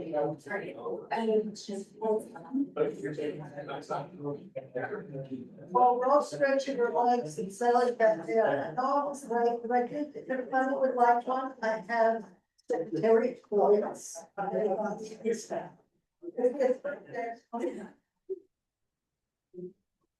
Go ahead. Great. All right, my name is Carroll Courtenay. I'm a senior attorney at the Southern Environmental Law Center in Charlottesville, where I lead a work on PFAS prevention. I presented to the technical committee earlier this fall, so some of you may have already heard this presentation, but I did want to share again that I spent a lot of time on the Rappahannock River growing up, so big fan of the Rappahannock River Basin. First, I'll give a little background on SELC and our experience with PFAS pollution before diving in. SELC is a nonprofit, nonpartisan legal advocacy organization working to protect the environment and communities in the South. We have offices in Virginia, North Carolina, South Carolina, Georgia, Alabama, and Tennessee, and we work on environmental issues at the local, state, regional, and federal level. We unfortunately have a lot of experience with PFAS contamination stemming from our work in North Carolina. We've been closely involved in the Morris pollution disaster on the Courtenay River outside of Wilmington. Treatment technology installed under a consent agreement we helped negotiate has been highly effective, removing up to 99% of PFAS from contaminated groundwaters and seas at the site.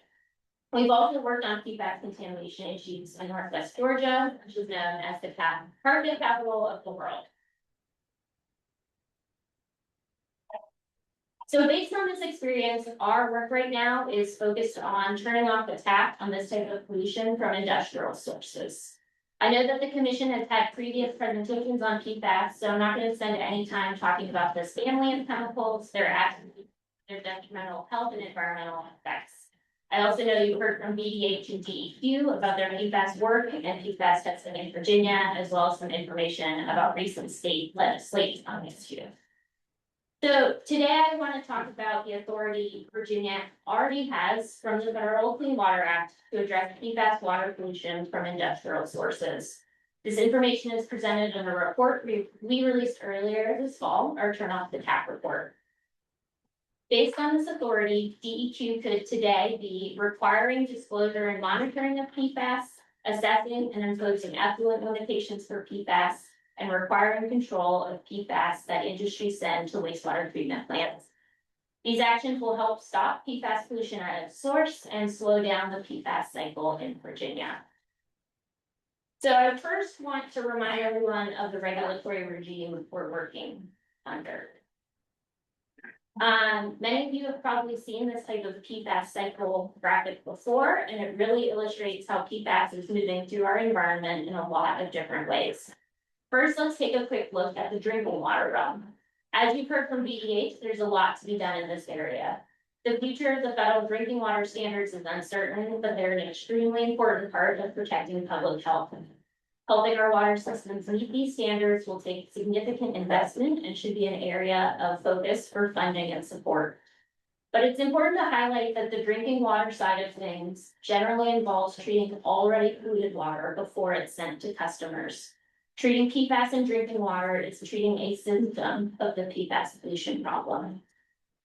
It's also important to highlight that the treatment of PFAS is unfortunately not set it and forget it technology as a one-time cost. Many PFAS treatment technologies have to be refurbished over time as they absorb and trap PFAS chemicals, and will need to properly store and dispose of the spent technologies once they've finished over their lifetime.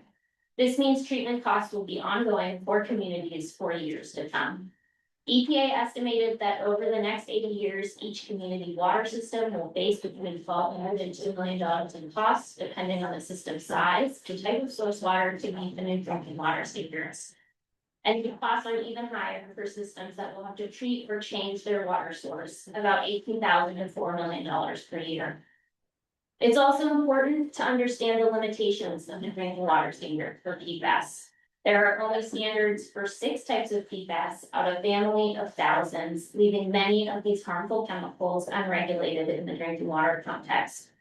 The drinking water standards also don't apply to, will not trigger testing for, and largely will not trigger funding to remediate PFAS contamination in private wells, which is how over 1 million Virginia households get their water. Looking at these factors, it's clear that unless we start to address the sources of PFAS pollution, costs for communities and the environment will continue to grow. Ultimately, tackling the sources of PFAS pollution falls largely within DEQ's realm.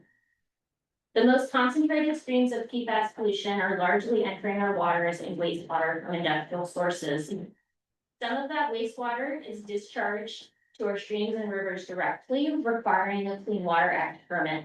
These are called Virginia Pollution Discharge Elimination Systems, or VIPDIS permits. Other wastewater,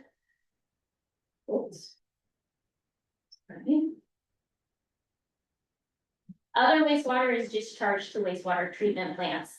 These treatment plants then have a Clean Water Act permit for the treated wastewater that they ultimately release. In both cases, if the PFAS in the wastewater isn't effectively treated, and most traditional treatment technology does not remove PFAS, it passes through the facility or treatment plant and into the environment and our drinking water through wastewater, solid waste, and biosolids. So what can we do about these discharges? The good news is that existing laws and regulations can already be used to prevent PFAS water pollution from industrial facilities. The Federal Clean Water Act prohibits direct discharges of pollutants without a permit. PFAS in effluent falls squarely within the statutory definition of pollutant in the Clean Water Act. Under the law, facilities have to disclose the pollutants they discharge in order to get a permit. But we're not seeing that play out in Virginia right now. With only a few exceptions, facilities in Virginia are not disclosing the PFAS they discharge, and DEQ is not making them do so. And then the permits that they receive include no requirements to monitor for PFAS discharges or to control them.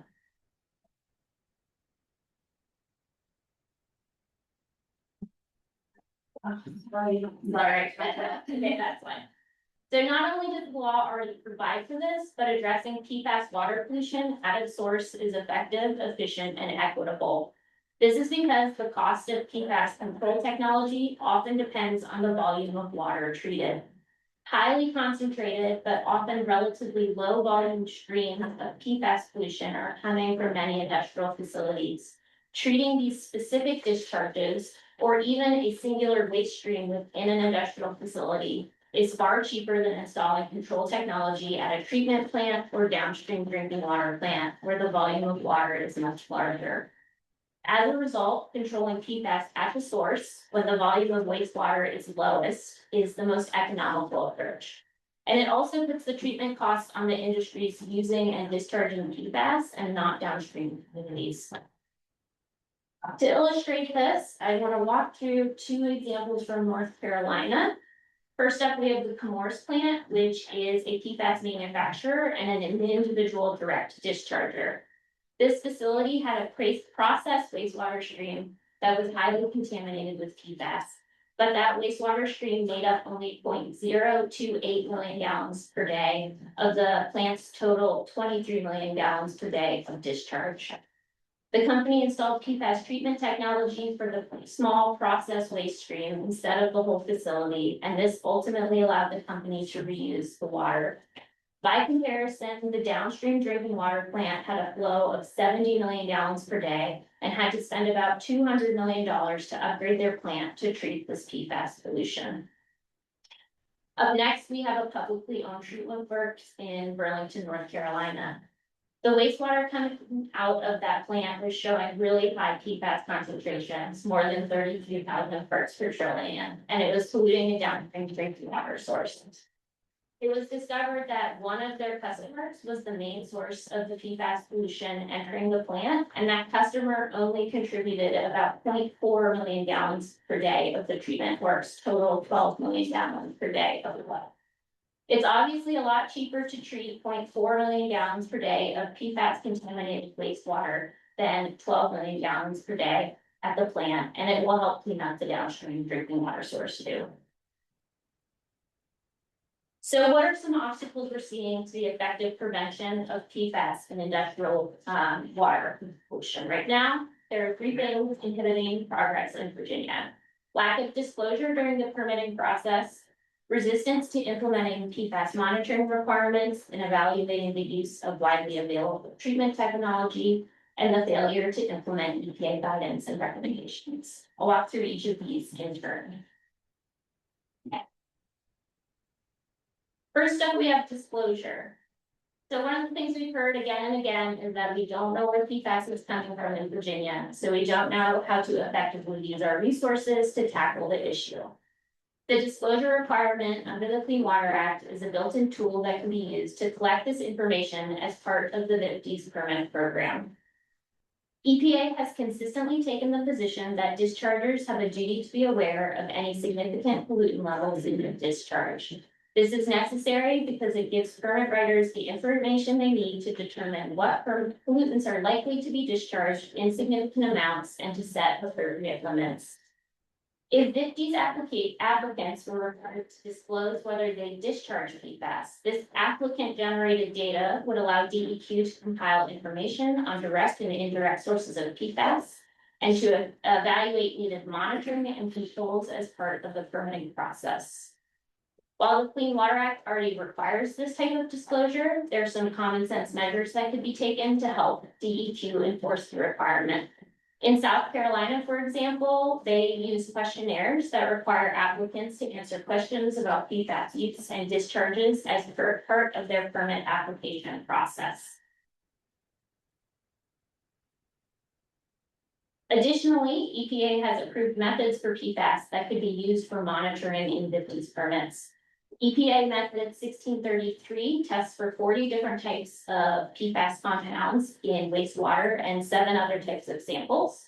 There's also method 1621, which is a screening method that can identify the presence of thousands of known PFAS, but doesn't identify the specific PFAS that are present. Other states like North Carolina and Pennsylvania require industries that are suspected users and dischargers of PFAS, which they pull from often from a list that's generated by the EPA. They require these types of facilities to monitor using these methods as part of their permits. To aid all of this, we could be putting more money towards developing PFAS testing capacity at labs in Virginia to ensure there's the space and expertise available to fund the latest PFAS testing methods, and to make sure DEQ has the funding it needs to do PFAS work. All of these actions can help DEQ build a database about PFAS discharges in Virginia and set better permit conditions to control PFAS pollution.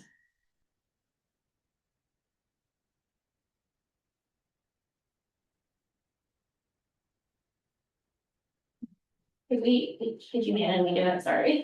Oh, yes, thank you. Another obstacle we're seeing is the resistance to evaluating widely available treatment technology. So when there's no nationally developed effluent limitation guideline in place for a specific industry or pollutant, and there are none right now for PFAS, permitting agencies must evaluate limits on a case-by-case basis based on available technology. These are called technology-based effluent limits, or TBELs. For PFAS, there's existing effective treatment technology that's available today. Technologies like granular activated carbon, reverse osmosis, and ion exchange resin. No legislative or regulatory action is required for DEQ to assess TBELs, and they would provide protection and limits on the flow of PFAS into the environment today. We also need treatment works to use their authority under the Clean Water Act's pretreatment program to prevent pass-through and interference pollution. This pollution can be caused by the introduction of PFAS to their systems by industrial customers, and the pretreatment authority includes evaluating case-by-case technology-based local limits. Existing pretreatment authority can be used by these plants to identify industrial users that discharge PFAS to the plants, implement regular PFAS monitoring requirements for industrial users, and control industrial sources of PFAS pollution by establishing and enforcing effluent limits and requiring industrial users to install treatment technology.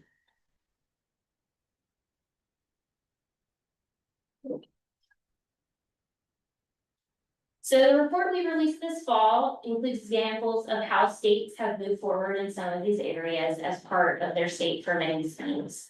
EPA has also released guidance about how the Clean Water Act can be used to tackle PFAS pollution, including in all of the areas I've just discussed.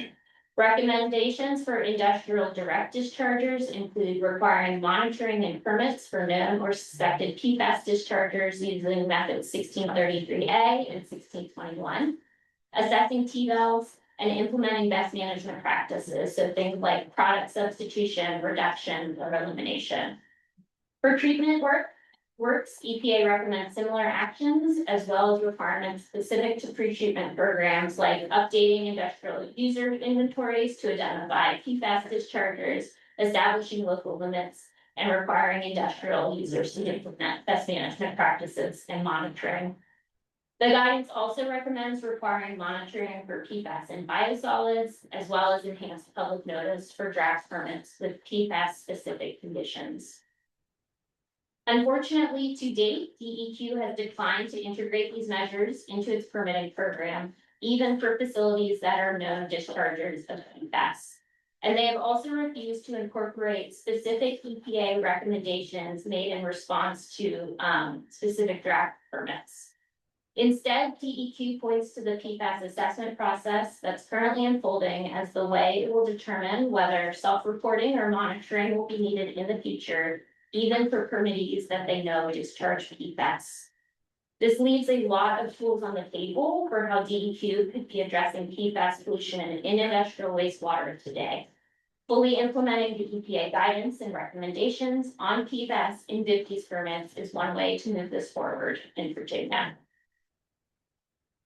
So zooming back out for a moment, I do want to acknowledge, and I think it's important for us to remember, that PFAS is entering and cycling through the environment in a lot of different ways, and there are a lot of different places to work to reduce PFAS pollution. But in the water realm, one of the most pressing areas of action is cleaning up drinking water to protect public health. We need to support the rollout of drinking water monitoring and installation of treatment technology. At the same time, another extremely important area of action, which will ultimately aid in our goal of cleaning up our drinking water, is working to stop PFAS water pollution at industrial sources. We should be fully implementing the EPA guidance and recommendations on PFAS in our fitness prevention program, and we should be providing funding to help DEQ enforce PFAS disclosure and develop more stringent permits, including the application of T-bills on a case-by-case basis. And all of this can be supported by increasing funding at DEQ to do PFAS work and increasing PFAS testing capacity at labs in Virginia to make sure we're ready to process the testing that we do as quickly and efficiently as possible. The big takeaway from all of this is that existing law provides the basis for meaningful near-term controls on PFAS pollution. There's no reason we can't be taking steps today to address PFAS water pollution from industrial sources. So thank you for having me. Happy to answer any questions. Wait till the second PFAS presentation is. Okay, any questions? Yes. I just wanted to say, at the beginning, you were saying how we have learned so much about this. You know, the meeting we had in Culpeper, I think half of us came out there with our heads spinning. Yeah. So thank you for being here and carrying on that conversation. Yes, happy to be here. It's a big The topic first of thing interest. that we have to say. Any other questions, comments? All right, thank you very much for your presentation, and then moving on to the next PFAS presentation.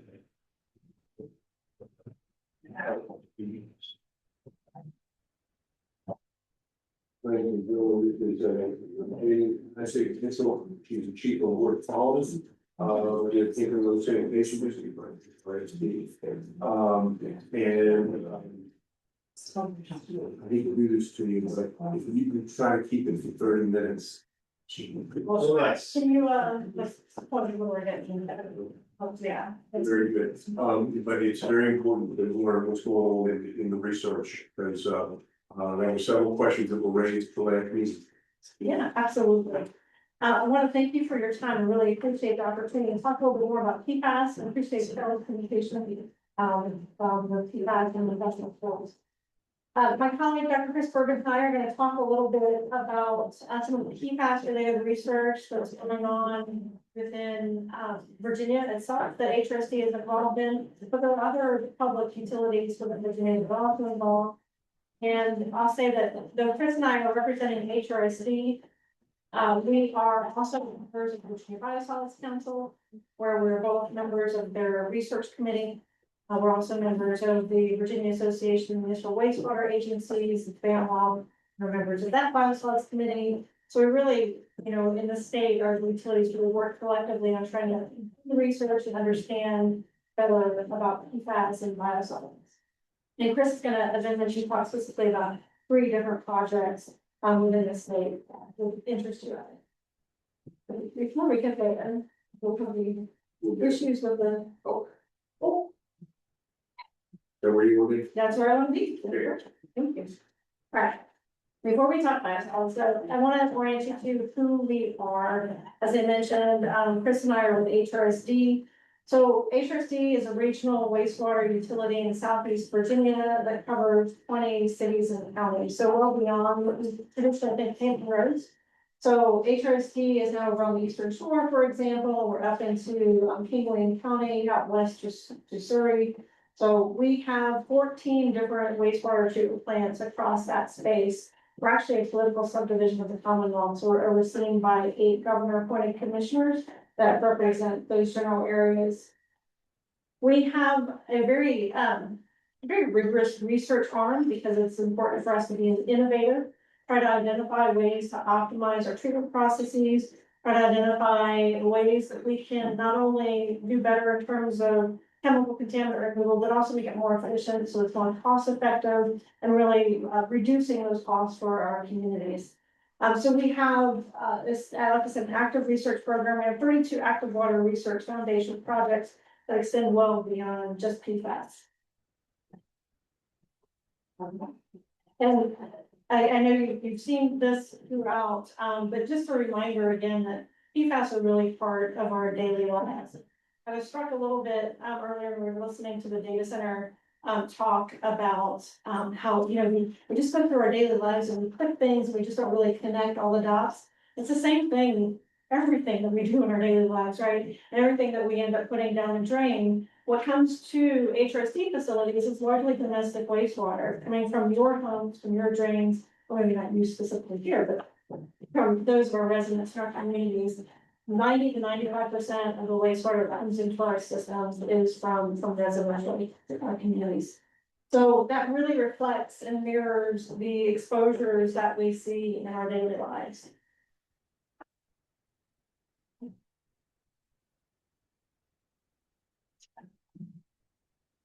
So solids are really here to stay. Solids are a necessary product of wastewater treatment. Solids are produced every day in most cases. Biosolids are a specific segment of solids that receive additional treatment. So they can meet rigorous regulatory requirements so they can be recycled effectively. There are three primary management options that are available for these solid materials, again, that are generated every day. The first, if they have received that additional treatment and meet the regulatory requirements, those biosolids can be landified or recycled in some way. This really represents a renewable source of nutrients, returns organic matter back to the soils, increases water retention capacity of the soils, helps provide slow release nitrogen fertilizer, and puts that carbon, store that carbon back in the salt soils as well. Another management option for solids is incineration. So about 4 wastewater utilities in the state have incineration capability. HRSD is one of those. There's just not a lot of incineration capacity within the state. And then the third option available is landfilling. And again, that's another one that's kind of constraint limited. There's a lot of capacity constraints associated with that. A recent survey of landfill capacity for the state of Virginia that was commissioned by Alex Renew showed that the Virginia landfills lack the capacity to manage all of the biosolids that are generated within the state at current acceptance rates. And acceptance rates are generally hovering around 2, maybe 5%. Those acceptance rates are based upon trying to maintain structural stability in the landfill. So they can't accept too much wet waste. So these solids have a high moisture content, and so you really have to control how much of this material they allow in because they need to maintain the structural stability of the landfill. So really important piece there. So of those 3 management options, HRSD with 14 facilities, we use all of them. So we pretty much mirror what's going on in the state. We don't want to rely on just one management option because we can't use one management option for all of the solids that we generate. We generate about 100,000 wet tons on an annual basis, and just one management option just isn't appropriate for us, just like it's not appropriate for the entire state. So what we really try to focus on, though, and what we prefer when possible, is that we find a productive use for the products that we generate. So really try to follow a sustainable circular water economy models where we take the products that are generated by the wastewater treatment process and put them back to a beneficial use where we can do that safely.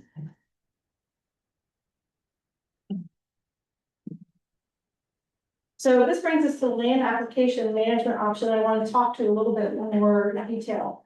So land application within the state is regulated by Virginia DEQ. It's pretty well regulated. The regulatory restrictions associated with land application in the state of Virginia actually exceed those of the federal requirements. And I think that one of the key areas that is important for this conversation about PFAS is that specifically Virginia requires additional setbacks from private wells. We require a 100-foot setback or buffer around private wells. We require additional setback away from waterways as well to protect local waters and private water supplies. So a pretty important distinguishing feature for Virginia's land application management strategy. I also want to talk about the concentrations in municipal biosolids, again, really reflect what's going on in our daily lives. We kind of talked about that a couple of slides ago. So those concentrations in most municipal biosolids really reflect our daily exposures because they mirror what's going on in our homes and what's going down our drains. So what we've seen across the nation is that those source control programs that really focus on reducing industrial inputs, and I think we just heard that a little bit from SELC, reducing industrial inputs helps bring those PFAS concentrations down. And so I think that's helpful. And HRSD and other Virginia utilities do support a structured monitoring program for our biosolids. So we can generate the information that's needed so that we know where to go back into our system and reduce those PFAS sources where necessary. I do want to point out on this one that it's important that, you know, with source control being the ultimate goal and really trying to go back into the industrial sources where needed to reduce those influences. We really have to generate representative data. And to generate representative data, we have to sample that biosolids material at the source of the generator before it gets out onto the field. Once it's out onto the field, there are other potential contamination sources, commingled with other biosolids. We know that there's atmospheric deposition, wet deposition, dry deposition. We know that on the farm that pesticides contribute PFAS, you know, the seed bags of PFAS. We know that just like in the household on the farm, there are numerous sources of PFAS. So if we really, as a utility, we do want to control PFAS sources in those biosolids, we really have to collect those representative samples. And those representative samples come from the site of the generator. So important piece to note when we start talking about what a structured monitoring program is like. And this is just I'm not going to go into detail on this. You can reference back to this, but there's an organization called the Water Research Foundation that HRSD is an active member of, as are other utilities across the country. But we're working on a number of different PFAS projects. There are more than 20. I just highlighted a few here that you can go back and reference. They're currently underway. I think one of the good ones that's coming out soon is a study looking at PFAS for sewage sludge incinerators. That should be completed within the next few months. I've got the dates of completion there noted. So you can go back and again reference that. This is a nice resource just to indicate that really the utilities are investing a lot of money into understanding what's going on with PFAS, and so that we can control the sources of PFAS coming into our system. So at this point, I'm going to turn it over to Chris Burbage, so you can talk a little about the Virginia specific research that's going on.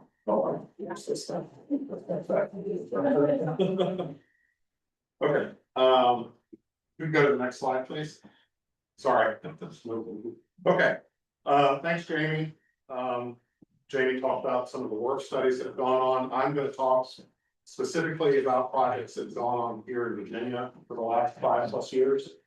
There have been several major PFAS studies conducted here in Virginia. These studies have been conducted as part of local, regional, and national efforts that were led by academic institutions, water sector NGOs, the Virginia Biosolids Council, and individual utilities like HRSD. Up on the slide, you can see 3 projects that HRSD has taken part in here in Virginia. Next slide. All right. It should be noted that 2 of these studies have taken place at the HRSD Atlantic Treatment Plant and the accompanying agricultural research farm, the Progress Farm, adjacent to the plant. Atlantic Treatment Plant is a 54 MGD plant that produces 20 dry tons per day of biosolids. Up until 2020, we produced a Class B biosolid, and since 2021, after the introduction of thermal hydrolysis, we have been producing a Class A exceptional quality biosolid. The Progress Farm itself is a 180-acre tract of agricultural fields in southeast Virginia Beach. It's surrounded along its perimeter by groundwater monitoring wells. We have stormwater collection sites. And most importantly, we have historical data that goes back almost 40 years. Not specifically related to PFAS, but we've been monitoring this field since we started applying biosolids to it. So that makes it a valuable research opportunity. Next slide. Okay.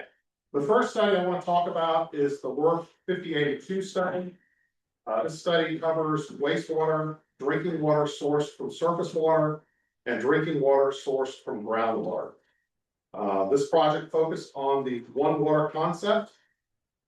You know, it produced a Well, a guidebook was published from the work performed in this study that provided a step-by-step sequence of events that inform the reader on finding and eliminating PFAS sources in their collection systems. This study was led by Kyle Thompson from Carroll Engineers, but involved numerous PFAS researchers from across the country, including here in Virginia. HRSD was a participant in this study. Next slide. As I said before, the Work 5082 study provided an essential context for policymakers to understand the inherent circularity in our nation's water systems and the resulting impact on PFAS cycling. While individual utilities can take actions to prevent PFAS from entering their specific systems, the ultimate solution at the national level lies in reducing PFAS use at their primary sources, consumer and industrial products. Next slide. All right, the next study, this was the National Collaborative PFAS Project by Dr. Ian Pepper at the University of Arizona West Center. Dr. Ian Pepper is a nationally recognized biosolids expert. He's a member of the W5170 group, which is a multi-state research project associated with the U.S. Department of Agriculture that focuses on the beneficial reuse of biosolids. He's also a member of the EPA Science Advisory Board charged with evaluating the framework for the sewage sludge chemical risk assessment. Regarding PFAS work in Virginia, this National Collaborative PFAS Project encompassed multiple study sites across the U.S., one of which was here in Virginia and in Warsaw. This national project was funded by both public and private entities. It was designed to evaluate the incidence and mobility of PFAS in soils. The Virginia Biosolids Council helped fund the Virginia portion of this work, with HRSD offering in-kind sampling and analytical services. DC Water provided their Bloom Biosolids, which is a designated exceptional quality biosolid material for the Virginia Warsaw study site. Next slide. Okay, here's a map where Ian's study sites were.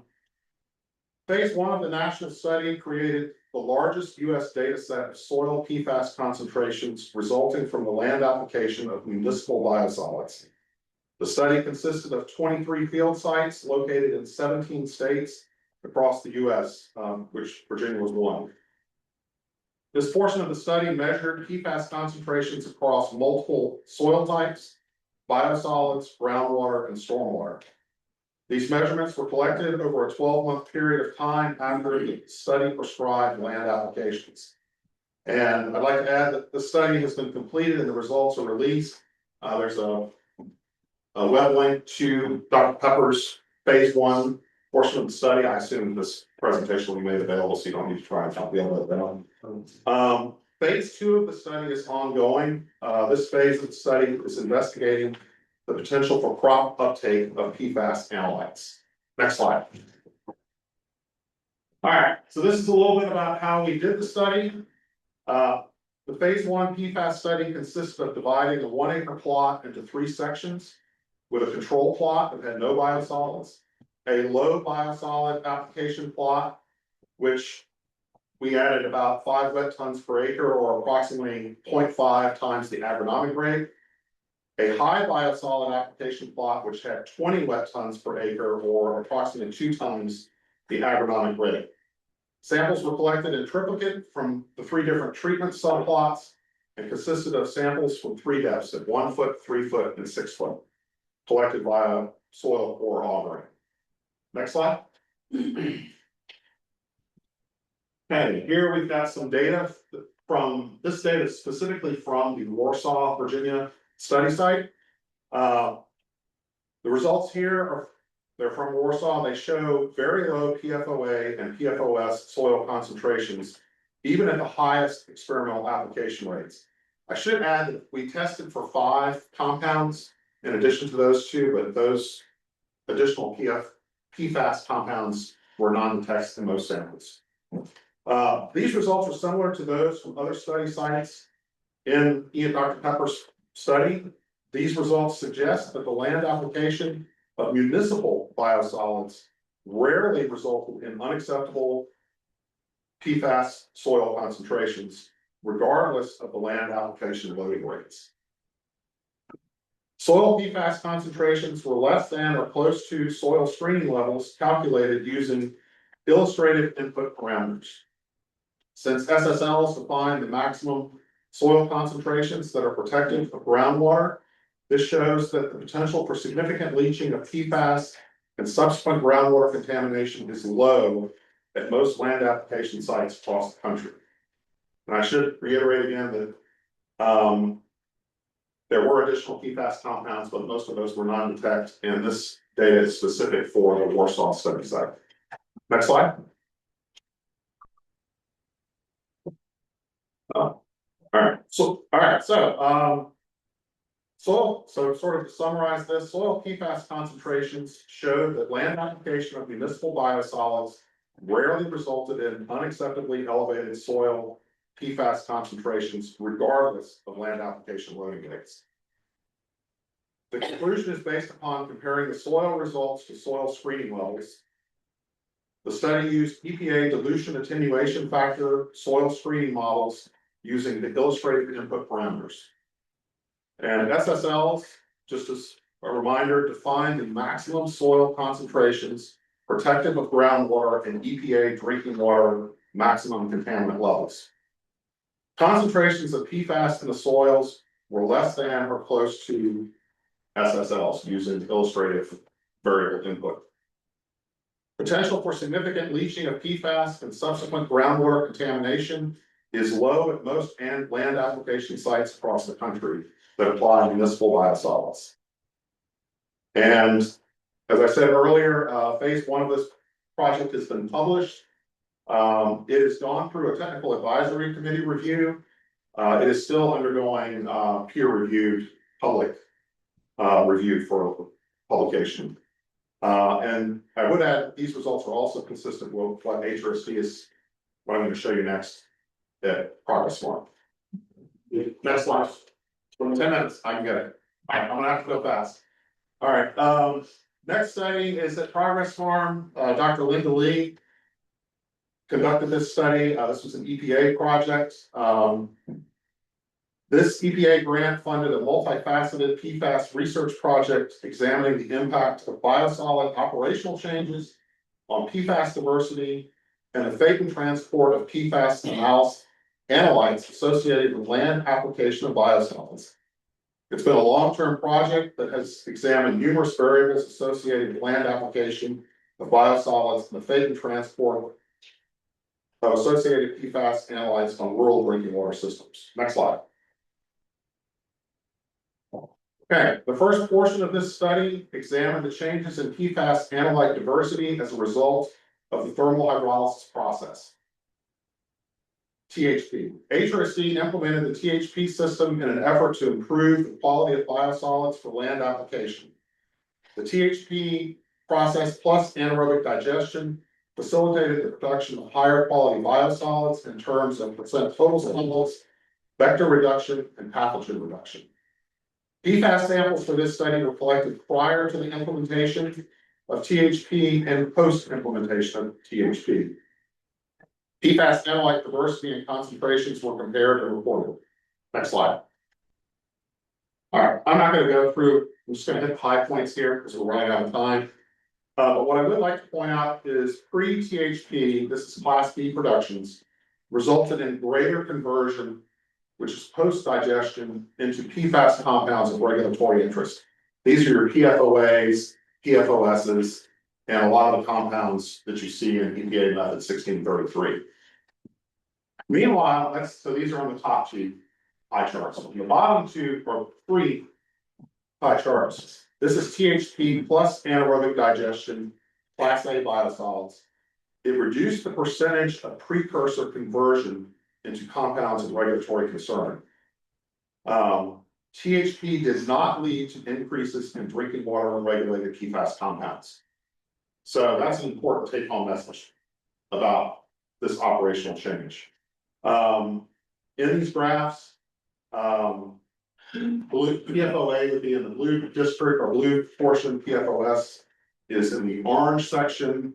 And then there's a lot of other PFAS compounds that I won't go into.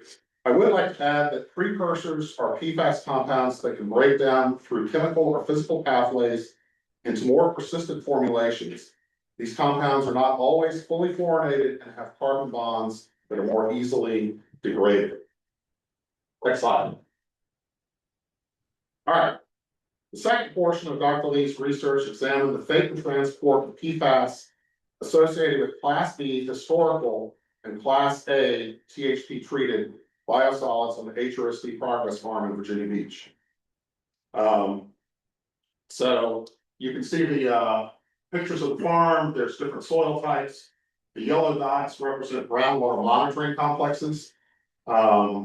We did pre-sampling before in 2023 prior to land application, and then we continued after land application post 2023. Next slide. All right. This is a busy slide. What I'd like to go through here is the graphs on the left are wet deposition of PFAS, and these represent, if you look at rainwater, these were rainwater samples that were collected in 2023. They showed significant concentrations of PFOS with concentrations ranging between 3 to 6 nanograms per liter. So this is right at the drinking water standards for those two analytes, or for PFOS. And that's rainwater. That's rainwater.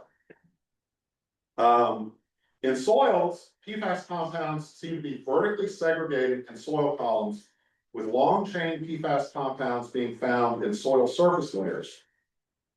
The data here are shown in percentages, not concentrations. I should note that. Meanwhile, short chain PFAS compounds appear to move through the soil column more rapidly based on their increased presence in groundwater.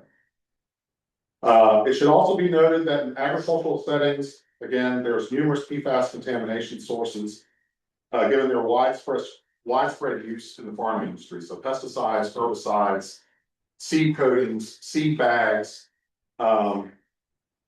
It's just like in our lives on farm, PFAS is everywhere. Next slide.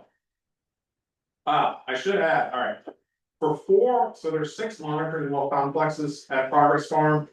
4 of the 6 complexes complied with EPA standards for PFOA drinking water. We did have 2 well complexes that had elevated PFOA concentrations. There is a known PFAS groundwater contamination site that is adjacent to our Progress Farm research site. Next slide. Describe what was going on that site. The adjacent site? Yes. I'm gonna get to that in the next slide. Okay, that's important. All right, next slide. All right, so you can see the 2 wells that were contaminated or had elevated concentrations. They're circled in red. That's the Progress Farm picture. You can see a lake on the right-hand side of the figure. That's our Lake Tecumseh. On the east side of that lake is a Department of Defense facility that has an unused, or they shut it down, landfill. It was unlined. They had a wastewater treatment facility that was in operation from 1956 until 1974. They did firefighter training there. They disposed of all of their sludge in that landfill. And you can see the blue arrow is showing the sort of nominal groundwater flow direction. So it's literally moving directly into our monitoring well complex. But you can see that the 4 wells that were good, they're less than 2 nanograms per liter. And that's after on and off land application for 40 years. The 2 that are compromised were in the 7 to 77 nanograms per liter. So, next slide. Well, that shows your instruments are working well, doesn't it? Just a little bit of, this is just grant overall findings. The composition of PFAS and biosolids can vary depending on biosolid treatment processes. PFAS was mostly retained in soils with high proportions of clay and silt materials, suggesting that the restriction of transport by fine textured materials enhanced PFAS persistence in the surface. Soils play a critical role in the environmental cycling of PFAS through their ability to serve as both reservoirs and channels of transfer into other terrestrial systems. Long chain PFAS tends to remain near the surface, while short chain PFAS tend to migrate deeper. Next slide. All right, this is the conclusion, and then we're done. Just want to add, wastewater utilities in Virginia and around the country are participating and investing in significant research related to PFAS. Source control remains a key focus, and monitoring is supporting a better understanding of the sources to the wastewater facilities. Researchers are actively studying mitigation strategies to further reduce this mobilization. HRSD and other Virginia utilities support a structured monitoring program to gain valuable information about PFAS concentrations in biosolids. The end.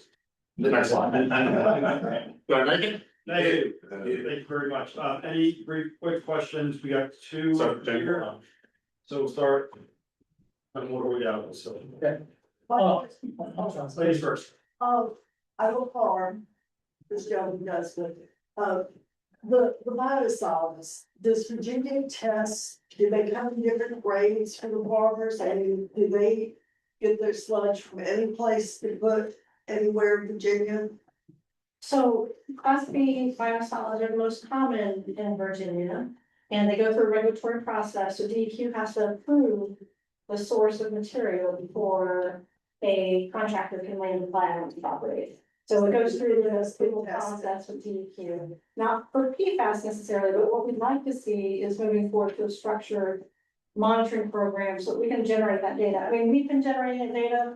There are other utilities around the state that have been generating the data because we're interested in understanding and doing our own source control programs. But I think that we'd like to see a structured program so that we can start to get that data from along the sites. But simply see sludge. Yes, and just a key point on that is that to get a representative sample, and you really have to do it at the site of the generating facility.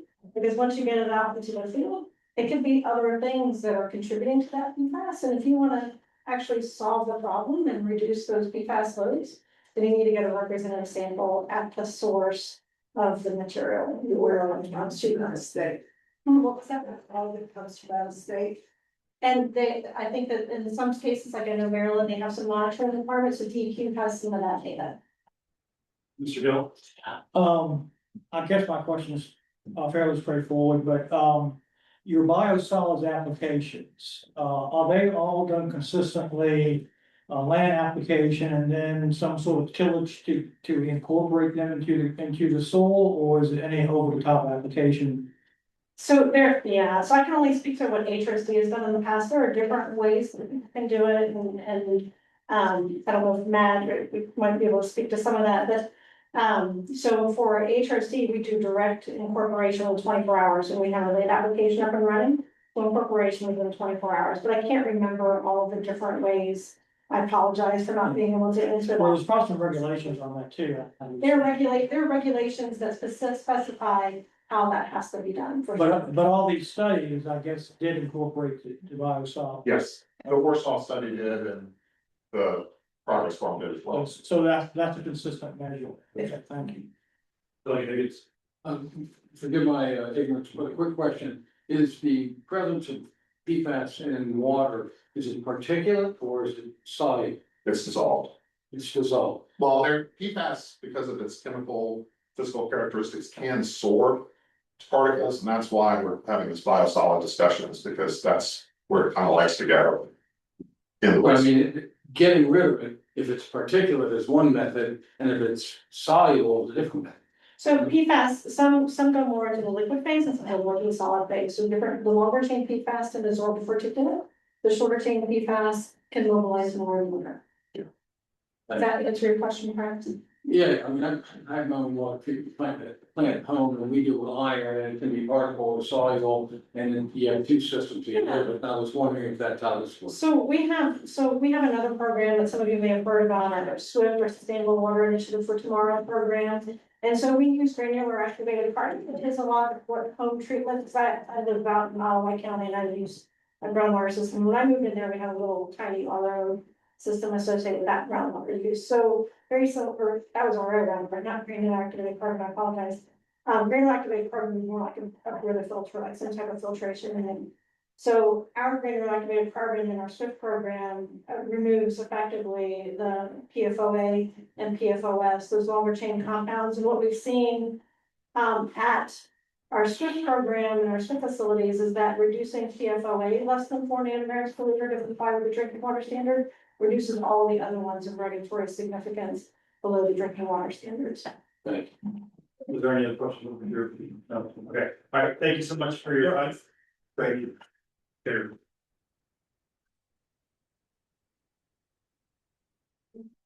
I know that my head hurts a little bit more, after trying to keep up with all the acronyms and everything. Moving along, next thing up on the agenda is going to be consideration of the Rappahannock tribe request. Mr. James. Yes, and Mr. Chairman, thank you. I kind of gave an overview of it earlier, so I'm not going to all of that. We were contacted by the tribe.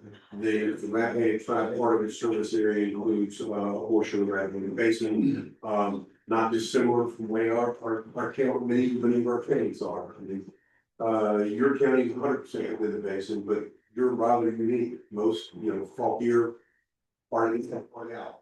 Orange County, part out. Also, they are federally recognized.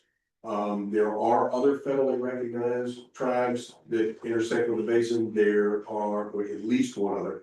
I've had different information on that. That right there is the point. If the commission is interested in knowing more about whether the commission should recommend that the Rappahannock tribe, which the tribe has an elected chief, an elected assistant chief, and a tribal council that are elected. The structure is very similar to a board of supervisors, except they serve 5-year terms. And so there's a lot of similarity. That's the kind of information that I need to gather, and I need to really look at it. As I was advised by Delegate Hodges, that we need to know which ones of the tribes are federal, which ones are state, and what's the difference? What does that mean? Because I couldn't tell you. So if the members are agreeable, we can amend our work plan for the year so that I can engage the tribes if the others have any interest in a conversation to gather information that you feel is important in order to make some type of recommendation. So this is what we're not doing. We're not voting to bring them into the commission. It's going to be a motion to amend the FY26 work plan to initiate a discussion between the commission and the Rappahannock tribe, including appropriate research to answer commission members' questions in order to develop a membership recommendation. That will be the motion I'm thinking for. I know a little bit about this kind of thing because we've had all kinds of seeking federal recognition in Staten County for quite some time. And as you know, in Virginia, we have, which makes it unique, one of the unique states that our cities end where our counties begin, there are no overlapping jurisdictions, separate towns. So if these people, these Indians, these tribes, and there may be a third federally recognized in a good way, already have representation through their localities in which they live. And this would be akin to living in a town on this, and maybe our, I don't know. No, that was a specific decision when the original study that we were circling. Recommendation went to the General Assembly. The towns were represented by their towns. So that's just my very hearty thoughts on that, is to really give us some long, hard think before you jump. Well, that'll be part of the process next year is to include those things. This one, my issues. No, that's why I called you. But do we have somebody want to make the motion to amend the FY26 work plan to initiate discussion between the commission and the Rappahannock tribe, including appropriate research to answer commission members' questions in order to develop a membership recommendation? I'll move that. We have a motion. Do we have a second? We have a second. Any further discussion? One, and I appreciate that historical piece. I think the difference here is most towns don't straddle county lines, and looks like, and I don't know their territory, but they sort of Their service area includes 3 different counties. counties, so, yeah, I guess you could say they're represented by 3 different counties potentially, and that's different than, say, a town, who. There are parents on the river. Like you say, there are parents on the river. No, what I'm saying I'm is. finished, I'm finished, I'm finished. I'm sorry, yeah, what I'm saying is, the town of Holmes is in Orange County. And I think to what you're saying is, they weren't included because we sort of represent them from Orange County. Exactly, and 2 represent. I know, that's my.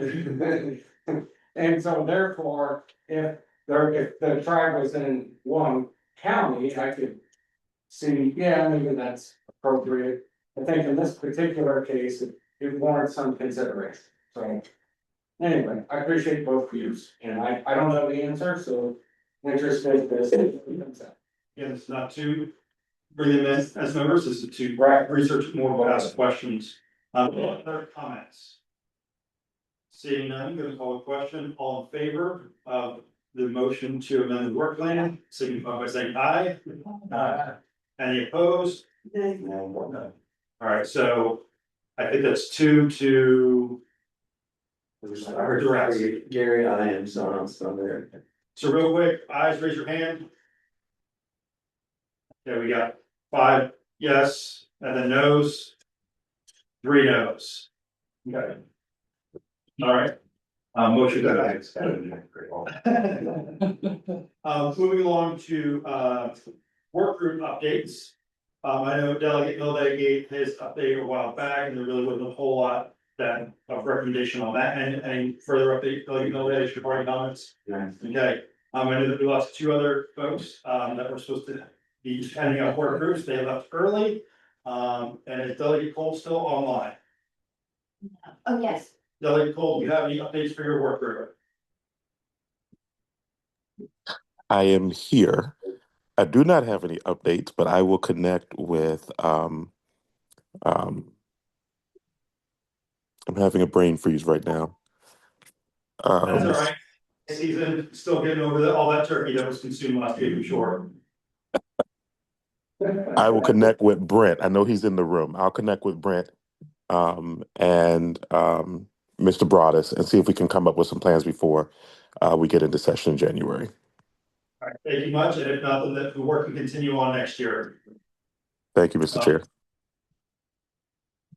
Moving on to future meetings dates, March 25th, Spokane County, June 17th, Richmond County, September 30th, Madison County, and then December we'll be back here.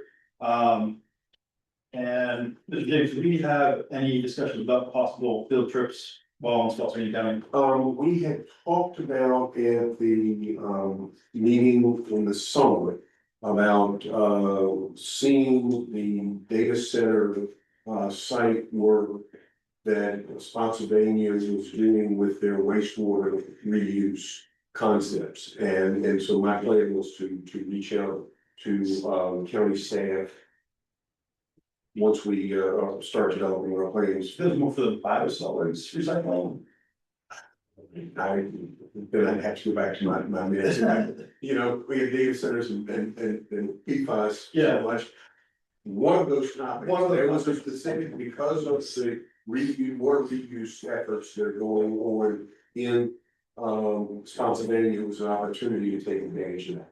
So, yeah, yes, sir, there is something there I need to follow up. So, Mr. James and I will continue the conversation about potential field trip when in Spotsylvania, and then identifying potential future agenda items for March 25th. We have Chesapeake Bay, several items for that.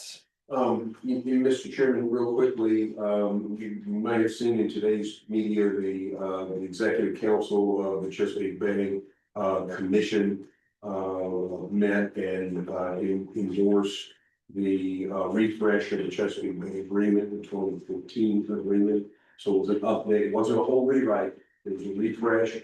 And the Virginia staff and the Chesapeake Bay Commission has offered to come to our next meeting in March to explain what that means. And it'd be a good opportunity because it's the next step Then also, I talked with Kevin McLean, who has been before this commission before. He's Chesapeake Bay Program Manager with DEQ. At the end of this month, we end the WIP 3 target 2025. We're supposed to have met all of them, which, you know, a long way has been traveled, and we haven't quite made it. So what is the post 2025? What can we expect to see? What can the localities be expected to do? What can the farm community be expected to do? And so the idea is to have Kevin come in, who oversees all that, and kind of give an update. One of the other important factors there is we will have at least 5 new members. And I suspect they know nothing about, that's not a criticism to anybody, but unless you're an elected official that lives in Chesapeake Bay Basin, you don't know anything about Chesapeake Bay Agreement and these other activities, because your life doesn't require it. But if you're an elected official in Chesapeake Bay Basin, your life is required to be knowing these things. So, Any other matters that any members believe should be on the agenda for next meeting? as always, if you think of something, let me know. I'll go chair, or that meeting will also be our organizational. That's your opportunity to bail out the chair, so you can. I'm fine where I'm at, just need to find somebody to replace Mr. Marshall. That being said, there's no other business before, yes. You have one question. We started out the meeting with the public comment regarding the underfunding of the water supply from the studies. And I'm wondering if this is an opportunity for this group to send a letter so they can ask you for additional funding. I think I was data point on that. I was one of 3 people, Joe works with VACO, David Blunt, Virginia Association of EDCs, and me in the role here, met with the DEQ director back in the fall to help put together the ask that he moved up the line, and that ask was to appropriate let's see, $2 million. $500,000 in FY 26 and $750,000. So it would be in the caboose bill, 500 and 750 in each of 27 and 28 to go to, in those 27 to 28 would fund $30,000 per plans unit for additional funding. He said he did not think that he could sell that up the line, and that was accurate. The secretary did not advance it, so it doesn't show up in their system. It didn't get any farther than the director's desk. But we have what the request was, and the plan of VACO and DAPDC. I'm then supporting with that because I assume this group would. Find patrons for budget amendments to put this on the table. And, then you gotta go through the process, but nothing happens if you don't get it on the table. Brandon, you gonna tell me you found a patron? I secured a Senate patron. A Senate patron. Yes. So we still have to find a House patron. So there are folks working on this. If this group wants to take a formal position. I think that's for sure. I don't know why we vote. I think we got a delegate in mind for that. But yeah, I mean, that's kind of where we're at with this, not having a letter. But once we get to that part of the process, I think it'll be beneficial for various members of the commission to reach out to the appropriation committees, Senate and House, to encourage support on that. And then we could also collectively via email create a letter to do that, but not having a letter here in front of us today. But I think it would be beneficial for us to have that drafted, potentially by staff, to send out for sample approval by the commission. Get Delegate Milday, Delegate Higgins, Delegate Orrock, and Supervisor Marshall all to sign on to that before they knock out at the end of the year. Actually, Supervisor Marshall has to be in a couple days. But thank you for bringing that up. Anything else for the good of the order? All right, hearing none, I move that we adjourn the meeting and So make that decision. Thank you all for being here today. I will keep coming. Joe, so it's actually goes through. Yeah.